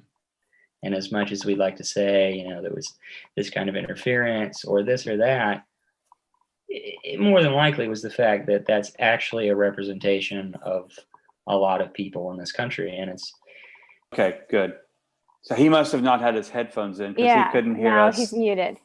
Yeah, he was going to start giving out credit card numbers and stuff soon. Well, and I at first I thought he was like talking to us by mistake and giving his present. There he goes. He's muted. Okay, that was funny. I was like, no, we got to get him on the right call because he's talking about things that are important bio things that with negotiation, whatever he's working on. I mean, so that was pretty funny. Yeah. Jennifer, you had a great comment on chat. You indicated the winged sphinx representing divine right or divinity above, and the humble person below reminds us that our reality or perspective can change quickly in both good and bad ways. And Nicholas, could you address that comment, but from the perspective rather than what's on the periphery from the wheel? Because those are that's a great comment, but I kind of want to dial into it from central to the wheel. Yeah, let me take a look at this comment really quick.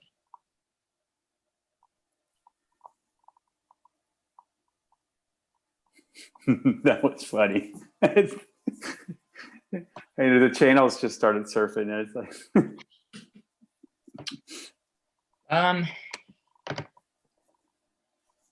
yeah, let me think on it for just a little bit, and I'll come back to it. I don't want to charge right into it, but let me just sit on that for a second and think about what I could say. Let's talk about this Mythic Tarot deck. That's the one that you use, Raquel? Yeah. it's It's the the one one on that the I've learned as well. Do you have the text that goes with it? Right now, no, I don't. And only I have in Portuguese. Okay. I, I'm going to take a stab here and say I think this is the myth of Ur. And, yeah, you are in Egypt. Yep. Which is really interesting because Skip said, I think in the Cosmic Tarot, it was a spider spinning a web or a big web or something like that, which is interesting because I think it's Clothos, Laxus, and Moira. And the last one spins a web, spins your fate into a web. And the spider is the mother of the universe, the web of the universe. Yeah, that's really interesting, and I'd really like to get a hold of this deck myself. Every time I see it, I'm like, gosh, I would really just love to have this one to look at. Well, and what's interesting too about you mentioning Mora and those three, I mean, she's the wife of Kronos, Saturn, chronological time. She's internal rhythm, internal time. So, you know, she kind of can unseat him at any given point. But with her, you kind of have that the legend of Ur, the path towards the center of the temple. I mean, I don't know. When I was a kid, there actually had a board game, Ur, and it played out the myth as you're, you know, is probably, you know, a lot of death and dismemberment, and made it fun for kids to, you know, 14-year-old boys or whatever to make things blow up. But it literally was a mythic board game. Just, you're saying Ur, you are that. Yeah, Plato's myth of Ur. Yeah, and it's interesting here to me, the ship and the two, or the boat at the bottom.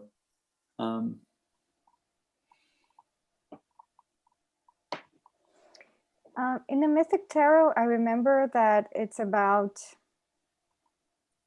I don't know how to say it in English, but they are like, it's the thread of life, you know, that this is why one of them, the Asian one, has scissors, you know, to cut whatever. But life itself, you know, like there's the three aspects of a woman's life, you know, maiden, woman, and crone. Yeah, maiden, mother, crone. Yes. Yeah. And they kind of like, they're the guides of destiny in some way, you know. Yeah, that's. I think we're all getting at the same idea, because in the myth, just to very quickly, I think if I remember correctly, give you the main point is that each of these people are assigned sending a soul into the world with what they call a certain lot or a certain daimon or genius in the world. So it's almost like, you know, they do assign a person an inescapable fate. Yeah. Well, and you know, you, Raquel, you said guides of destiny, and then Nicholas, you were talking about basically the three fates there. And I appreciated when you said the planets as archons from a quasi-Gnostic perspective, because I've always played with, here and there I've transcended parts of my astro chart, but there becomes then, and you jump up but you kind of land back down on the ground. How do I get out of this?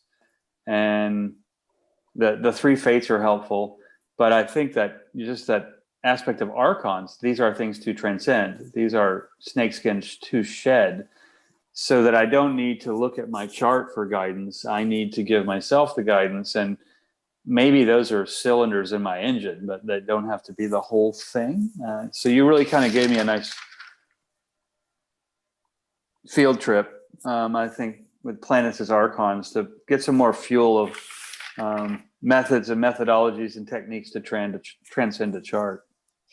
Yeah, I mean, I think that's, to put it as transcending the chart, is probably best said, because, you know, it seems like we all understand at least the basics of astrology. So I'll just pose the question: have you guys had the experience of, you know, most people being like, well, my sun is in Cancer, so I'm just this way. Oh, Yeah. I say that, and I'll say, yeah, but what about your moon? Because something about that doesn't make sense. And if you just round robin through the chart, in the end, you're like, you're not even that sign at all. Those are a lot of things for you to say out here, so you don't have to actually tell me what you feel. And I always find it to be a superficial billboard. Now, some people are just that simple, and it just is what it is. But I'd say that's 0.0001%. I mean, I think that that's something that's just kind of innate with people and whatever system of typology, because in studying Myers-Briggs and Enneagram and stuff like that, I mean, I noticed the exact same thing. People more often tend to be like, I am an INFJ, so I just play into that and everything that's meant by being an INFJ, rather than trying to develop all of the other functions around that. Or right. Whatever Enneagram type they are, instead of it being something that you play into, maybe it needs to be something that you liberate yourself from. Well, that, and also I think people so looking for meaning, if they see something that even quasi resonates, they want to latch onto that and hold onto it like gold. Yeah. And I view the Myers-Briggs, the MBTI, as a 16 square 4x4 cube that's an equalizer. So you're playing the sound, and these cylinders or these prisms are going up in these squares, or three-dimensionally going up and down in different ways, slower and faster. I've been, INFJ, I've been ENFT. It usually ends up coming out J at the end because I've got just a rigorous discipline. But it's changed that drastically for you? Yeah, it has. And it depends, actually. I remember taking it in one day, and it was before I meditated and after I meditated. And then one time before I was going to a deadline, and then after. And what happened is I realized in architecture, I was burning on so many different cylinders, slow to fast, wind speedy, winds. I mean, so you're kind of a Formula One driver experiencing 4 Gs in braking, or 2.5, 3 Gs in acceleration. And you're just sitting there. People think, oh, they're just driving a car. It's like, yeah, they only let you drive those cars for 3 laps because most people would pass out. Because it's like astronaut training. But I go back to the oh, I'm this, like, oh, I'm Sagittarius, so I'm going to be this, and this, and it just always is so superficial, and it's like a mask. And I kind of think it comes from, because I read the newspaper horoscopes, which are always drivel unless they're in the Onion, then they have something to believe in. And it's something, at least, and then they can get back to doing what they were doing in a way. I mean, I say the Onion, Raquel, I don't know if you have access to the Onion in Brazil, but it's a humorous, farcical parody of a newspaper that's put out that more and more just sounds like real life. But back in now I think it's a legitimate news source. Yeah, I think it is now more so. Maybe it was prescient. It's like The Simpsons or something. Excuse me. But I remember I remember the year very specifically because I was with one of my favorite people on the planet, and she and I were out to dinner, and afterwards she's like, let's get the Onion and just hang out with a glass of wine and read our horoscopes. And it was, we had been talking about Jung and everything else all night. So now, okay, let's have some dessert. But I will never forget this horoscope. So I opened it up to mine, and it's, Dear Sag, if you're reading this this week, we really apologize for predicting your untimely death last week. But if you're reading this without arms, we have to say we told you so. And I'll never forget it. But the thing is, to me, that was a good horoscope just because it made me laugh. Yeah. And also, I'm a Sag. I can walk a little too far close to the edge and go, oh, oops, got a little close. Yeah, that's great. But I think you make a good point with, oh, I'm a Sag with this, I'm a Capricorn with this rising. Makes a lot of.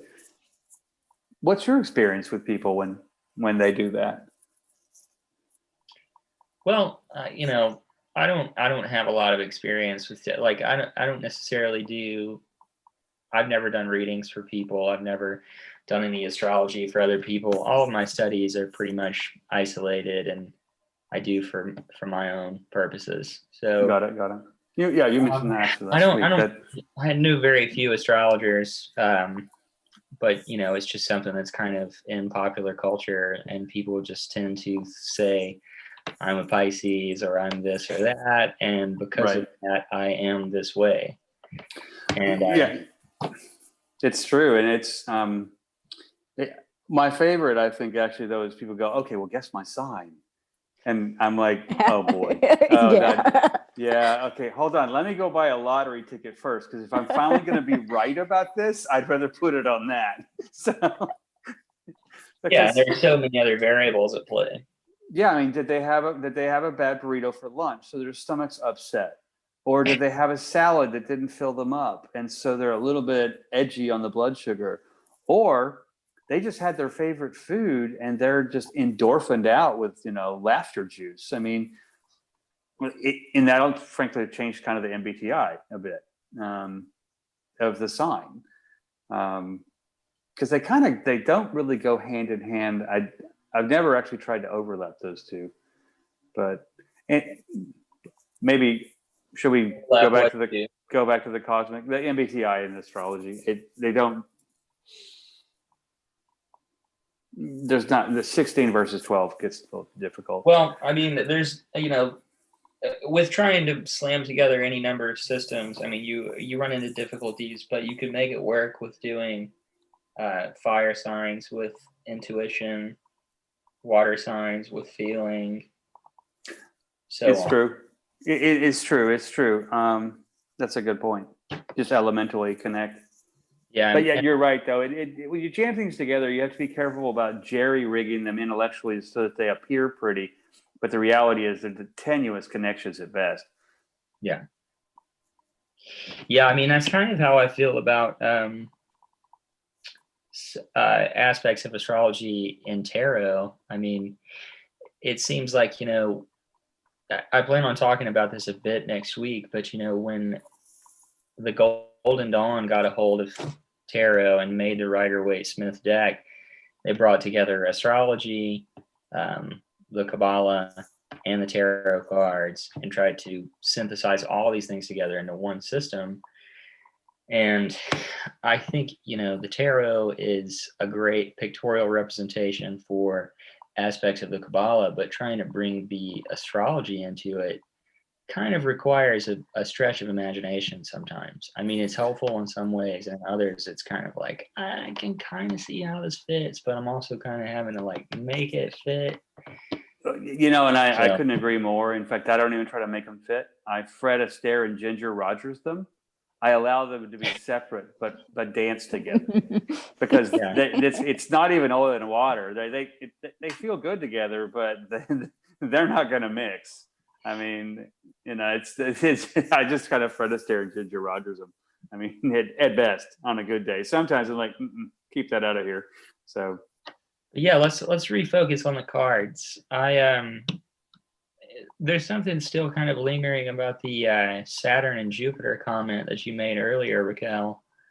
And I think it's really interesting, because so much of what is the meaning ascribed to Saturn has to do with limitation and restriction, whether it be with time or with space, whatever. And it seems like Jupiter is the polar opposite of that, and it being expansive and really freeing yourself from all of those limitations. So I think that actually comes together quite nicely.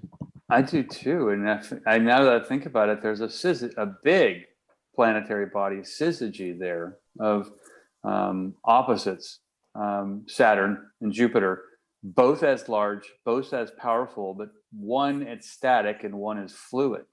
And that makes all kinds of sense. That is kind of tidy. Skip, did you sign that $1 million deal? All right. I don't think that he's hearing us. I think he's just. Yeah, I guess so. I think we can see him, but. Actually, I'm still on just the card screen. I can only see whoever's talking. So I think let's bring that Jupiter and Saturn into this card, because I think, Raquel, that is a really strong point. What I wanted to say about that is just to compliment. I think it's an alchemical process, combining two elements that you wouldn't normally combine, and it can be a very powerful result of this, but it's a stretch, like it's not something easy. You think you can think about mixing two things that don't go together, and you can imagine what will come out of it, but you can only imagine, and whatever it is, the path that you go through when you mix those two elements, it's you can't foresee in anything, and I think that this is why I think the meaning of this card is something that you have to live through it. You have to go through it. You can't really talk about it, like what is it, what is coming up, what is going to happen.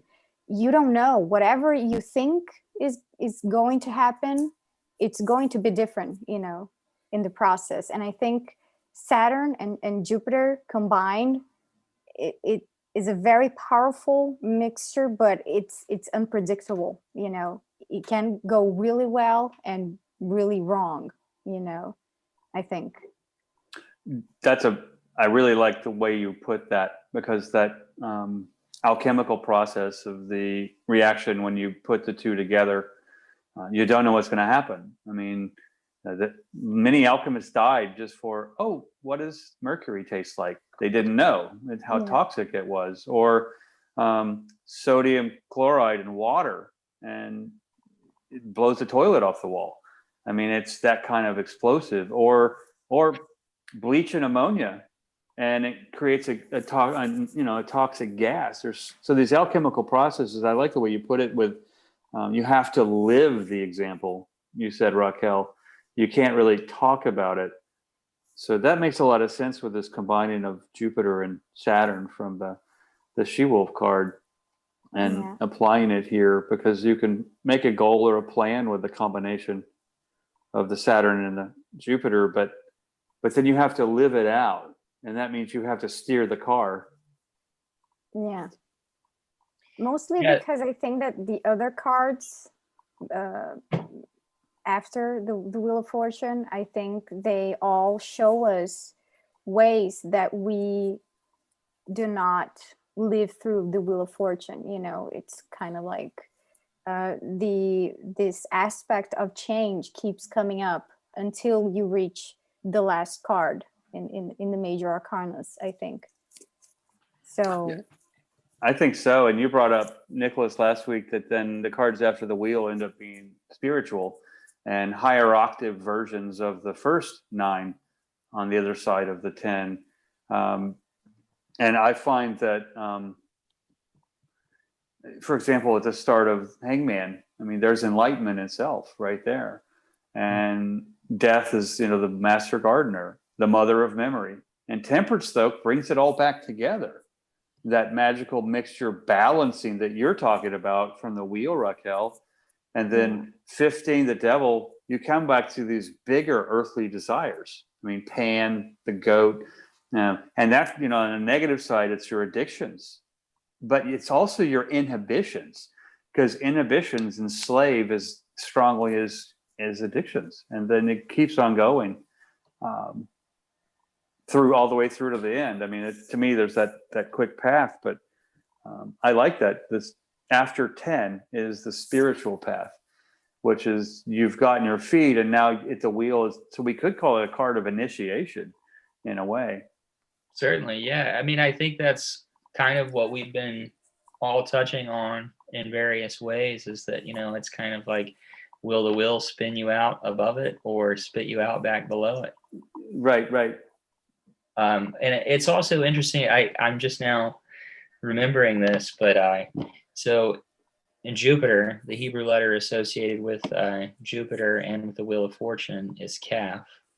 But then if you fast forward to the world or the universe card, it's the lady, and she has a scarf wrapped around her, also in the shape of a calf. Mm-hmm. That also gets at that Saturn Jupiter connection. So that's really interesting. And I think also, you know, all of the symbolism in the wheel itself in the center of the card has to do with two polar opposites being merged with one another. Like you've got the four names of Yahweh around the outside, which also represent the four elements. And you've also got, I think it's Mercury on the top, water on the bottom, sulfur on the right, salt on the left. All those are complete opposites of each other. Right. And also, it's worth mentioning that on the gown of the Fool, there are several 8-spoked wheels. So there's a connection between the Fool, the Wheel of Fortune, and the World card. Yeah. You know, it's interesting too. The 8-spoked wheels have always perplexed me. It's like, well, wait, why not 12? Why not 9? Why not 10? Why 8? And not from an upside down or sideways infinity, but what just struck me is I can dispense with the Hermit before the wheel because he goes inside. And then Magician 1 through 8. There's the 8. So the Fool almost has these buttons or clues or medallions of 1 through 8. But he has 3 of them, right? No, I think that there are 8. Let me see here. I have a card here. But I also use the Bota deck. So some of the symbolism of my cards is going to be a little bit different. But so he's got 1, 2, 3, 4, 5, 6, 7, 8. Yeah. Yeah, he's got 8. He's got 8-spoked wheels, and also in one of the top wheels, there's a Hebrew letter Shin, which is symbolic of fire. And so yeah, I've always understood that to display a connection between this card and the 8-spoked wheel and the Wheel of Fortune. But also one thing that I just think we would be remiss if we didn't talk about is the vision of Ezekiel, because that is the fundamental and primary symbolism of this card, certainly. Go to that. You mentioned that early on tonight.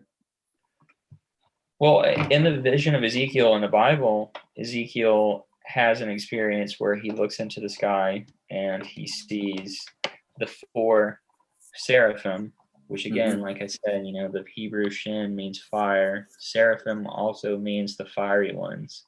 They're apparently the highest group of angels in the hierarchy of angels. And so he sees 4 angels in the sky, each with 2 sets of wings, one joining each of them together and one guarding their bodies. And each of them have 4 heads. One is a man's head, which is Aquarius. One is a bull's head, which is Taurus. One is a lion's head, and one is an eagle's head for Leo and Scorpio. So that's why the outside of the card you've got the 4 creatures of the fixed signs of the zodiac. And then above that, he sees what he describes as being like a sapphire floor across the heavens. And on top of this floor, he sees a throne, and on it, God. And that's probably all the detail that I can give without actually looking at the text in the Bible. But this card was kind of the birth of early forms of Kabbalah, which they called Merkaba mysticism, which just means chariot mysticism. But it was this idea that through an interpretation of this story in the Bible, people could construct their own chariot to ascend through the heavenly spheres and enter into what they called the Hekalat, which means the palace. And so from there, a lot of Kabbalah pretty much developed. So it's a big card for kabbalistic thought, and also, you know, like I was saying in our I guess it was the wisdom path thing, that so many of the cards are rooted in a biblical story. I mean, this one, probably more so than any other one, directly deals with a biblical story. Right, it does, and it's interesting that, especially with just that last part, the path to heaven in a way, and then basically the flying chairs or chairs in the sky were a way for people who were or were not intellectual. They could conceive of this because the picture thought, the story thought, and they could see the story. I mean, this the vision of Ezekiel is so visceral when it's told. It's less reading and more seeing inside, and it's so clear. And it's funny, today I just read, well, I can't remember where it was. Jung indicated one's roots must touch hell to be able to reach heaven. Mm-hmm. And that goes through all of the Gary Sparks talking about as well. You know, basically become besties with your beasties. It's the way I put it in my blog today. You know, and it's like, and I was using the Lover's card as that. It's like, well, we tend to become besties with our beasties, you know, and it's not fun sometimes, but we give it time. I mean, so, but that I appreciate you going through the vision of Ezekiel like that, because you did it very simply, and I don't know why I never thought about the four heads. I forgot to mention that, you know, in his vision, he more or less sees in the beginning 4 angels, and then they construct this chariot. Also, in between each of them is a wheel turning. Well, there are 2 wheels turning within each other. Right. So it's the wheels within the wheels. Yeah. And you know, that plays again to the wheel of fortune and the vision. And 3-dimensionally. Yeah. Yeah. So I'm back to the extent that's Okay. meaningful. I hope you had a useful conversation. Yeah, I did. I think this is actually a treat. Thank you, Raquel and Nicholas and Skip and Jennifer for your comments. She's still here. Skip, we heard you give out your credit card number while you were on the call. Oh, you have no idea. Someday I'll tell you. I don't think I want it on a playback here. And at first we were like, Skip, you're still on our call. And then we realized you didn't have your headphones in and you were on the other call, but this wasn't muted. So yeah. Well, I just have, you know, these people that I work with around the world are in different countries, and they wanted me to be on a Microsoft Teams thing. So I had to work out how I could be on a Microsoft Teams meeting and keep this meeting going. So that took me about 10 minutes in this process. But anyway, I hope you had a useful discussion about the Wheel of Fortune. I did promise you that I'd show your wheel, Jordan. So oh, cool. Thank you. There's one thing I want to say before we conclude the discussion of the Rider Waite version of the Wheel of Fortune is that, you know, the people that interpreted this as meaning, oh, we should construct a chariot. You know, it's very similar, obviously, to the chariot card, but also to the idea of the vessel in alchemy. You know, it's the idea that, you know, you have to construct some chariot, some temple, some vase or vessel to be able to handle these extreme powers. Right. Mm-hmm. And I mean, as I brought up with Gary Sparks too, I mean, Pandora's box is a mistranslation. If you look at, I can't remember right now the original word, but it translates more as Pandora's vessel, and the vessel being her. And then it was changed to box pretty much as a trickster to put people off the path of go within. But we only hear the part of she opened the box and all the ills and malaise escaped, liberated into the world, period, the end. They don't tell us anymore. the story goes on. She cowed in front of her vessel. She cowed in front of her own vessel, braced against its outer wall until the quiet occurred. And then the black cat of her curiosity, she had to peer in.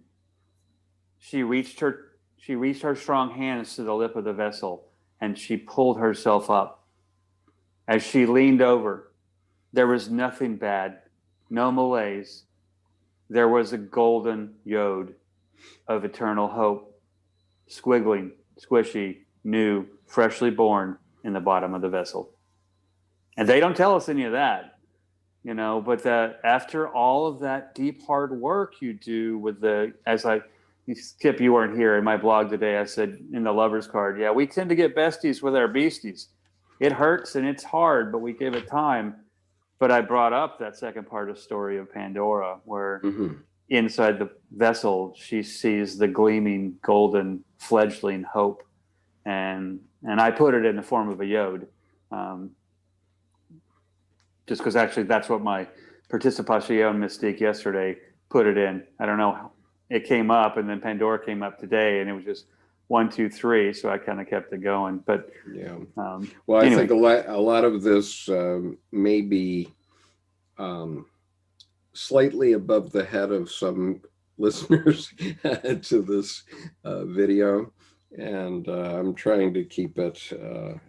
Oh, I get it. I kind of always like to let people know there's another part of the story that was kind of truncated off the translation. Yeah.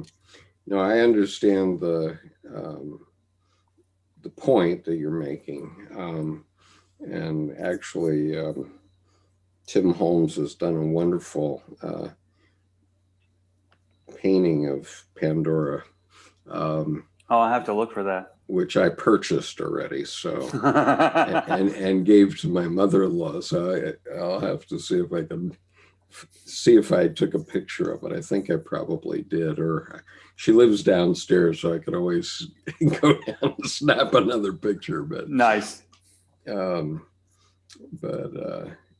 It's a very interesting one because Pandora is always described as looking just at something that's in her hand, whether it's a box or it's a vase or something.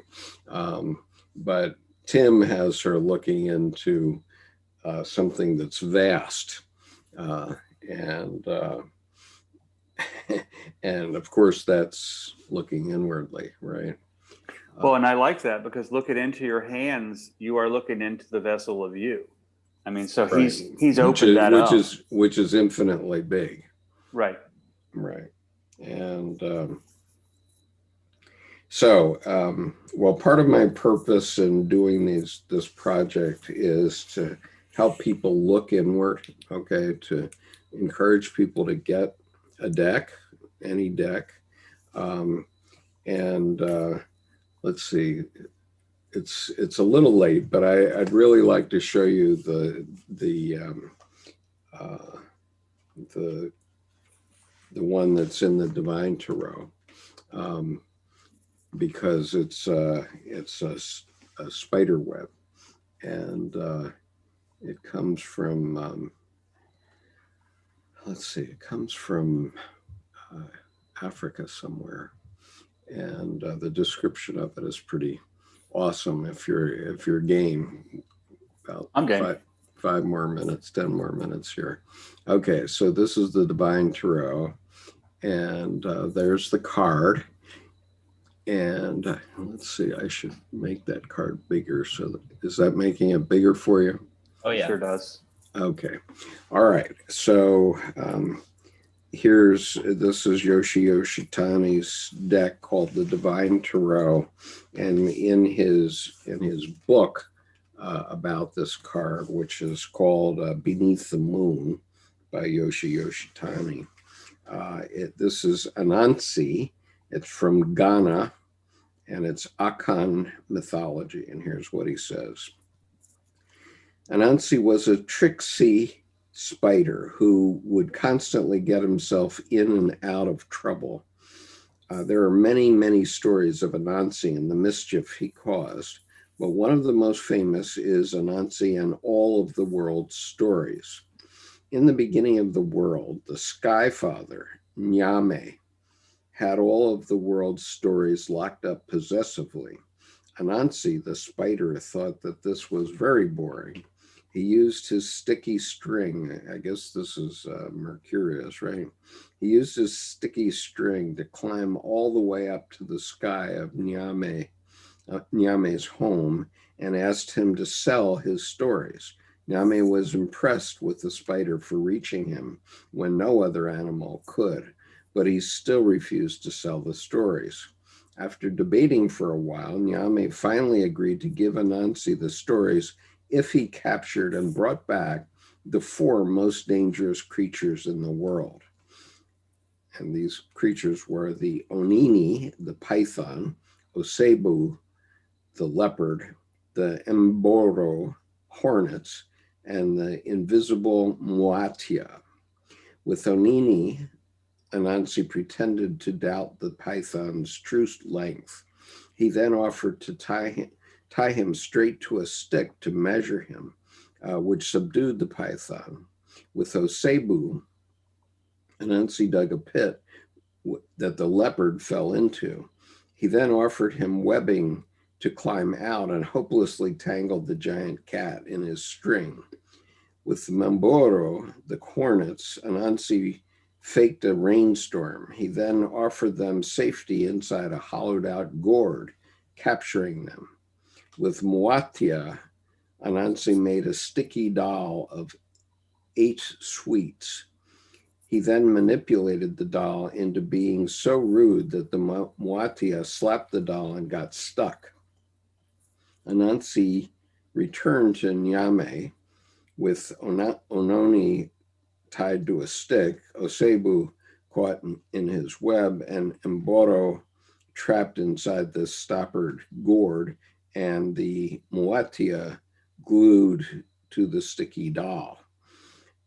Nyame had to concede defeat and made Anansi the master of all stories.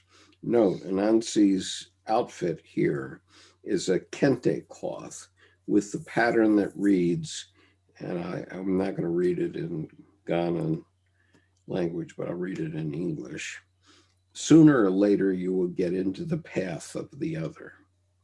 Okay, so sooner or later, if someone else is on the downward swing and you're on the upward swing, you're going to be on the downward swing too.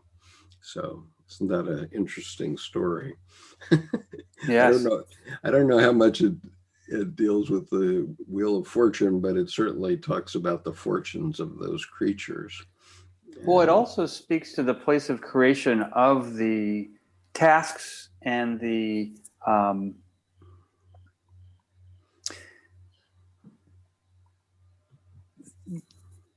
things, the rites that people have to go through to access the gods. I mean, the capturing the 4 dangers. I mean, it's going quaternally in peril.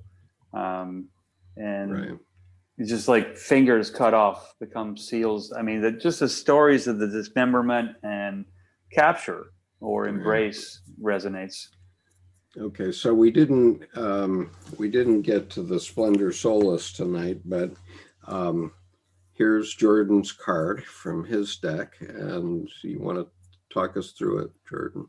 Surely. The first question most people give me is, hey, dude, why do you have 2 air signs, a fire sign, and the symbol for the Om? Where are the other elements? I mean, you've got Libra air, Aquarius air, Sagittarius fire. And I say, well, you have a mountain on the left side. That's Earth. You have the moon up above, eclipsed. In the green is water. You have the water flowing down to the stream. There's water. So I symbolically only did 2 elements with 3 symbols, put the Om as the continuous quality for the wheel. And the 2 biggest details I always like to point out is the tiny, tiny little sun up in the originating vessel in the sky. If you zoom way in, you see a tiny little sun in that indigo pyramid in the top vessel. And then guess oh, okay. There. Yeah, right there. Tiny, tiny little sun. So there's your microcosm. And then you move down to the bottom where the water hits the stream, and you have a tiny hourglass over in the grass across the stream. Mm-hmm. So to me, there's, in a sense, it takes time out of the wheel, and the wheel is simply continuous. Time here would be an other across the stream. I'll stop there. But to me, I wanted to run it more from just the way the verbs felt to move for the wheel for me in regards to expressing it in what should be on the wheel and what should then be naturally just graphically depicted. Right. So interestingly, that is very similar in a way to the Divine Tarot, it seems. And okay. Thoughts, guys, on the card? Thoughts, guys? I'm sorry, I'm not understanding. I'd say, does anyone have any thoughts on the card? I think that it's interesting to me that time is outside, so equilibrium. I don't know how to say it. You said it? It is not about time, and it's not about, you know, being focused on time. I think also it's not about being focused on future. It's being focused in the elements that you have within, and you have like to exclude time because that is something else, you know. I think that is very, very interesting.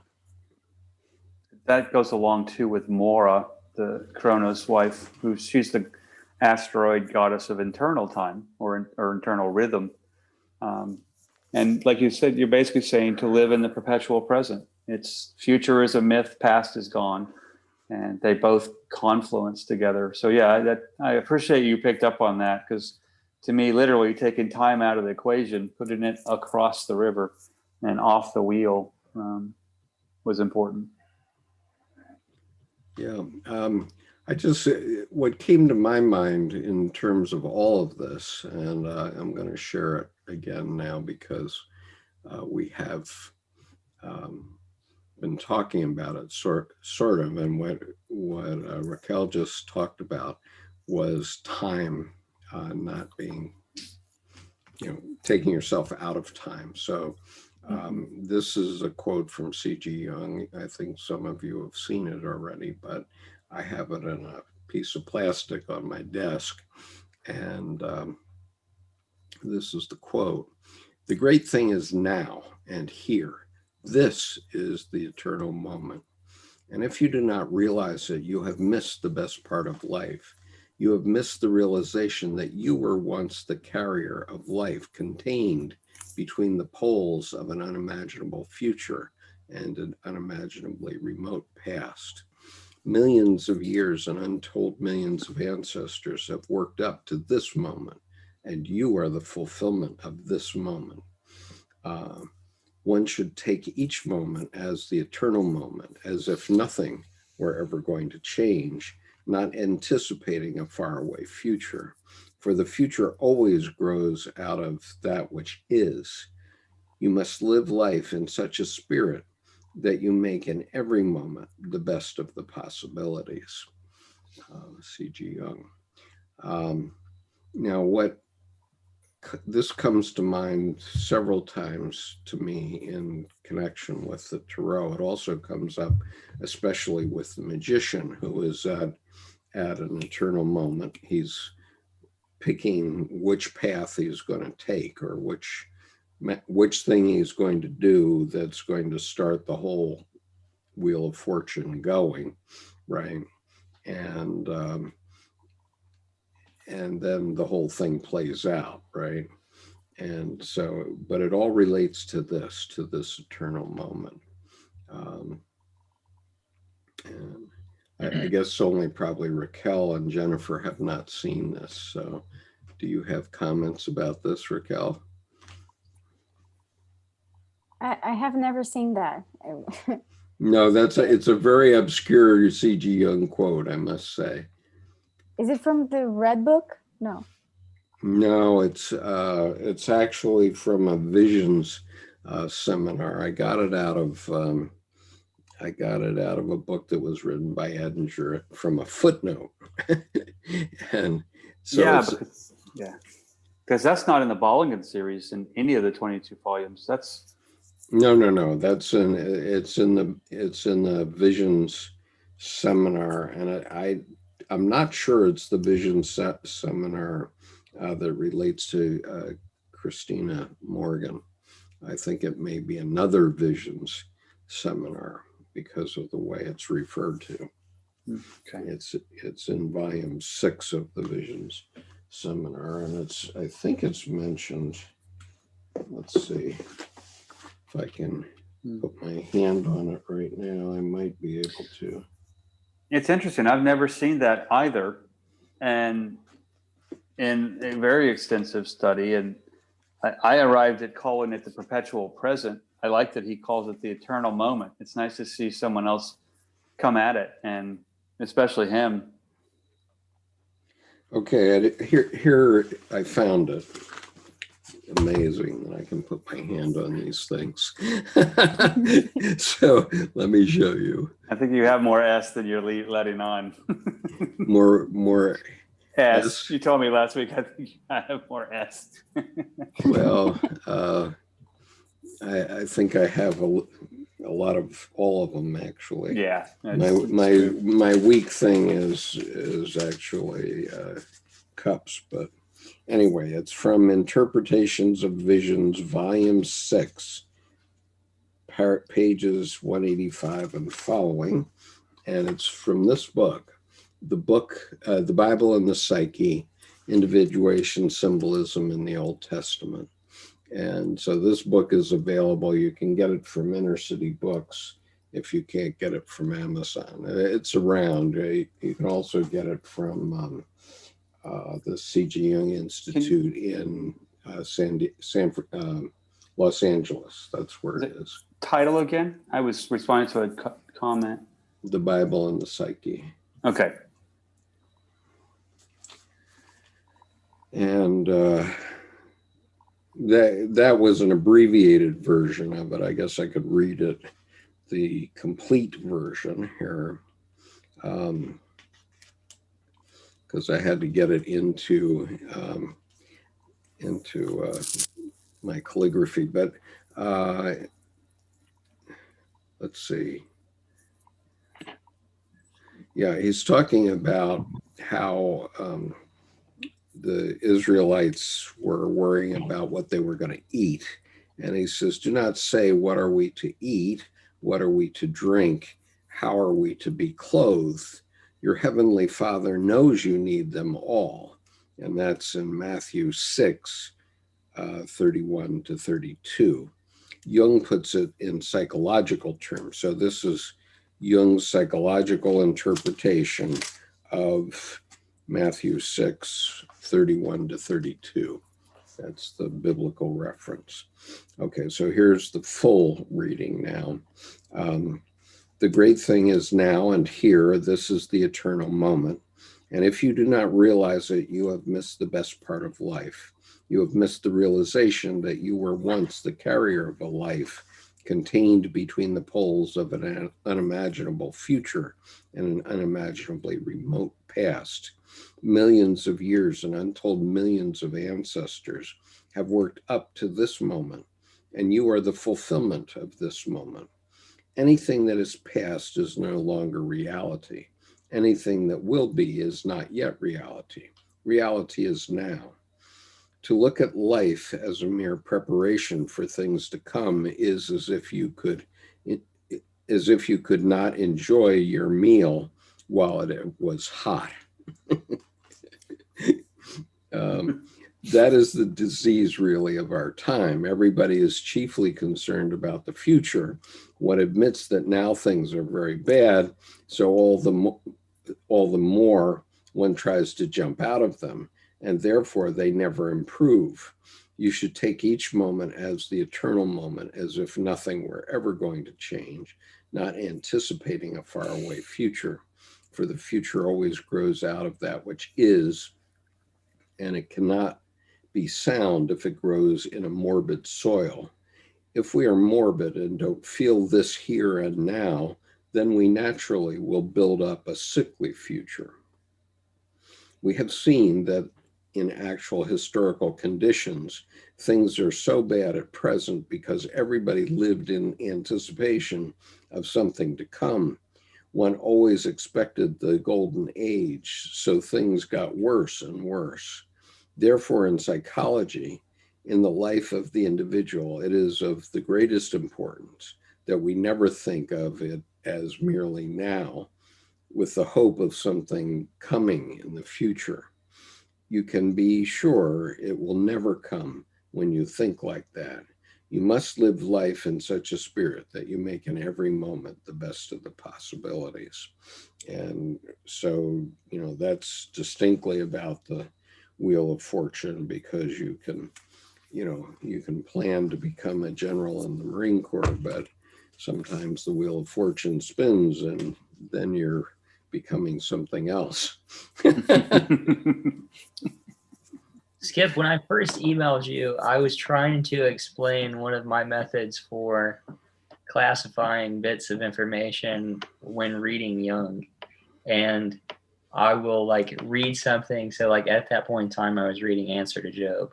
And there were several different sections in that book where I felt like he described not exactly a tarot card, but the situation meant by the tarot card almost exactly. So I came up with almost like a filing system for myself where every time I would discover one of those situations in one of his books, I would just write the letter of the card next to it. So I would just know if I wanted to review it, I could like tap right back into that idea at a moment's notice. And that was what I was trying to describe in that initial email I sent to you. Whether you remember that or it landed at all, I don't know. But I remember you saying it, but it takes on new importance. And Jordan can tell you why, right, Jordan? You know why? Do you know why? It depends. I know what I like about it. Tarot is really just I find to be the brain inside out. It's a psychological. It's like our title of here, a roadmap for life. And okay. The reason, so the reason that I like it, and Jordan heard this already, was that I was talking to Tim about creating a biblical tarot deck. That's a deck based on the Bible, and you know, you guys would. But it already is. Yeah, it does. Yeah, yeah. I that's kind of why I was kind of perplexed to answer. I already put that out of my mind. And I also realized my dad is a biblical scholar, but I'm not, so I'm not going to step in and try to do it. So it already exists. What is it called? I'm not saying it already exists. It's just that if you research pretty much any of the tarot cards, like they have their roots in a biblical story. I wouldn't say every single one, but like I was saying when we were talking then, I mean, now the vision of Ezekiel with Wheel of Fortune, but the Empress being the lady in Revelation, the Tower of Babel, strength. Sure. So, you know, I think if you did your research, they would probably almost all be in the Old Testament because of the way the Kabbalists interpret those texts. You know, they would pull images from it as well. Sure. So I'm just, you know, half making a joke that tarot is pretty much already a biblical tarot. Yeah, I agree. What I found interesting, though, I thinking about it more, Skip, is also Tim's work has already steeped in that to where he's got an intuitive sense of how his hand's just going to move. And so there will be that piece, which to me is absolutely necessary. I think the tendency with the biblical tarot or the tarot of the Bible or the Bible tarot would be to stay too much in the head and live in the footnotes. And I think the imagery, that imagistic writing with Tim there is, and then you writing That's a pretty powerful combination. Yeah. Well, we'll see how it goes. Tim is still to be convinced that that the tarot is where he wants to go. I've been working on him for a few months, and Raquel, we're talking about Tim Holmes, who's an internationally renowned artist. Let me put his. I'm going to put his website here so you can find it. You know, Nicholas, I have to agree with you too, because about 15 years ago, I started a project called Triple Spacing the Bible. And I literally was just typing it in, 3 spaces between each line, typing it in, 3 spaces between each line. And I was going to print, at that point, it'd be 40,000 pages, but I was going to print it out. And I'm going to start writing between the lines as to the allegory, metaphor. But I got about, maybe 20 pages in. And I just went, wait, there was a tarot card back there. And I go back. And every day, it would never fail. I'd type 10 pages of lines, and then, oh, cool, tarot card. Enough for that. So there came a point about a third of the way through, which honestly was a lot of typing, but it's too many pages also. I never got to the part of the project of actually doing anything with it. Because I kept getting sidetracked by, oh, look at the tarot image in the Bible. I mean, so I have to say, I totally agree that you can just walk through and start to find them. Yeah, and I mean, you know, I think it's probably, it might even be deeper than we realize. You know, it might not even be so much that they are deliberately lifted from the Bible, but maybe they all come from some collective repository. I don't know. That, and I mean, and also too, the Bible wouldn't be morbid soil. So if these things just sprouted out of them, that's the perennials naturalizing in the garden. I mean, yeah, through us. Let me just show Raquel why I'm talking about this. I'm going to show you a picture of a sculpture that Tim did 27 years ago. Let's see. How am I going to show this? Well, there it is. Okay. All right. So there's the sculpture.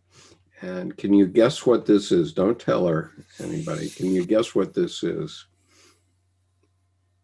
It has biblical context. I have no idea. Okay.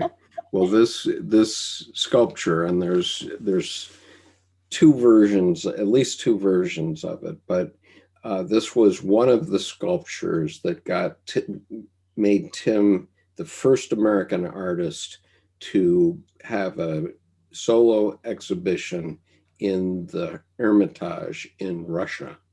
And he got that gig, that exhibition, as a solo exhibition in 1993. And this is one of the pieces that's in it. And it's called Returning the Nails. And he had been researching on early metallurgy because, among other things, he's mainly a sculpture artist in metal. Okay, that's what he's been doing since he was 10 years old. And he realized that iron was incredibly valuable at the time of Christ. And he had written to me that after Tiananmen Square, the people that were murdered by the Chinese forced their families to pay them for the bullets that killed them at Tiananmen Square. And so he was responding to that, and he had this idea that Mary, after the crucifixion, is here shown returning the nails to whoever the people that nailed Christ to the cross was. I guess it was the Pharisees, huh? Or no, it was the Romans. So the Romans would have thought that iron was valuable, and Mary returns the nails in this image, and with good reason, because her son was not of this world. He was of God's world, of the world of the spirit. And so she had no need for the nails, and she's, you know, her thought her thought should be probably, you know, here are your nails, I will carry the future with me, which she did. And so what do you think of that? Yeah, I think it's amazing because we are talking about different perspectives of time again. I Yes. think we are like returning to this topic, you know, and about the quote of Jung, I think what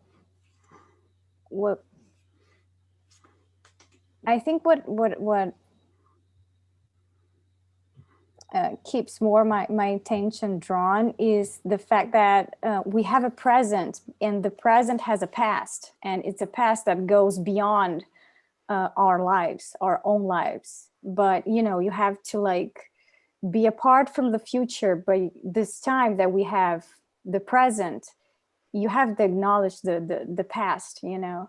And that quote reminded me like a quote that the Brazilian Black movement has, that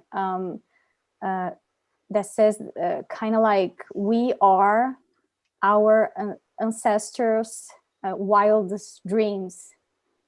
Can you understand? Like, Say that again, I'm sorry. we are our ancestors' wildest dreams. Absolutely. Like, Yeah, and I we think that are the reasons they lived. yeah, and this is like, And this is our eternal moment. So yeah. thank you all for spending your eternal moment with me. You know, all of our Thank lives. you for providing one. All Yeah. of our ancestors, going back to single-celled organisms, lived their lives so we can do this right now. Yeah. And I also think that there's like this criticism of the idea of progress, you know, like being stuck in the future, like, and also it kind of gives like a better perspective of a past that may be a terrible one, you know, like maybe Sure. like Sure. Yeah, I mean, let's look at people in the Americas. Excuse me. All human beings in the Americas are descended from human beings who came from somewhere else. Okay, they left their home. They left their home for some reason. We don't know why, but all human beings are descended from people who had left another home.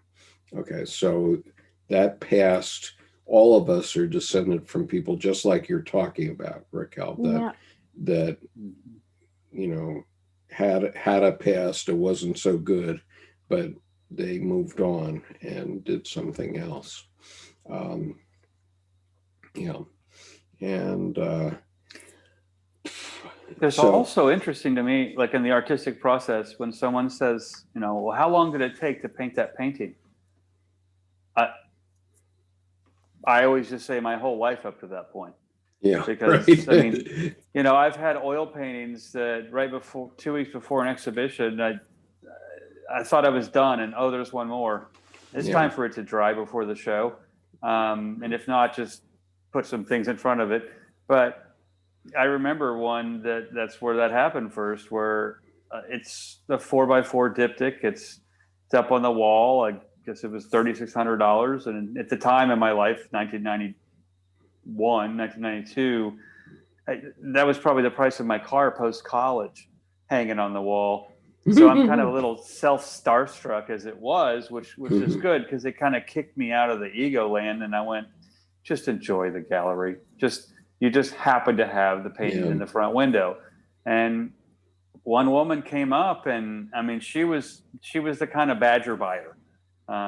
She's going to grill me to see if she wants to invite me to the Christmas party, and then if she does, maybe she'll buy the painting. But she doesn't want an artist she doesn't want to talk to.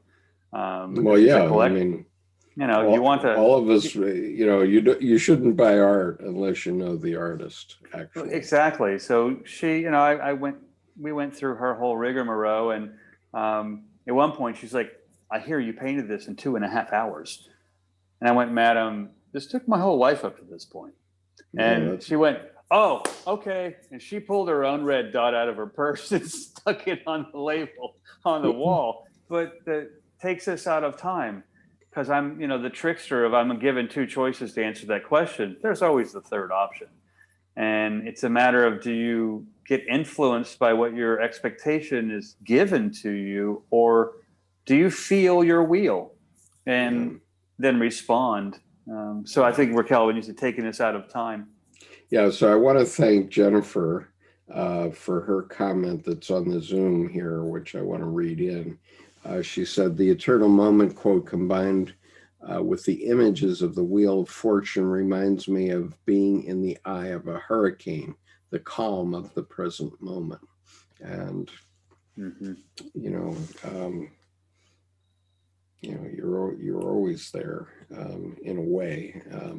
And, you know, unless you're in battle, and then you might get your head blown off like my roommate did. But anyway, so thank you, Jennifer, for being here and for sharing that point. And thank you, Raquel, for logging on from Brazil. We'd love to have you join us some more. Did you enjoy this evening? I loved it. Thank you for having me. Good, and we'll bring some friends.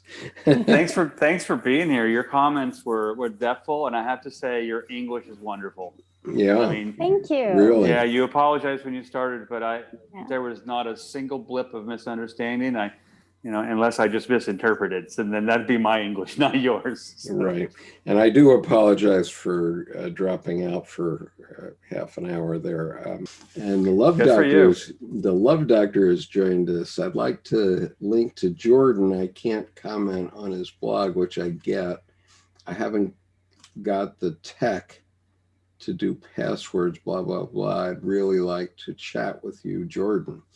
Okay. Jordan, I will send you the Love Doctor's email address. Okay. I think I know who that is. Yeah, she's in Australia.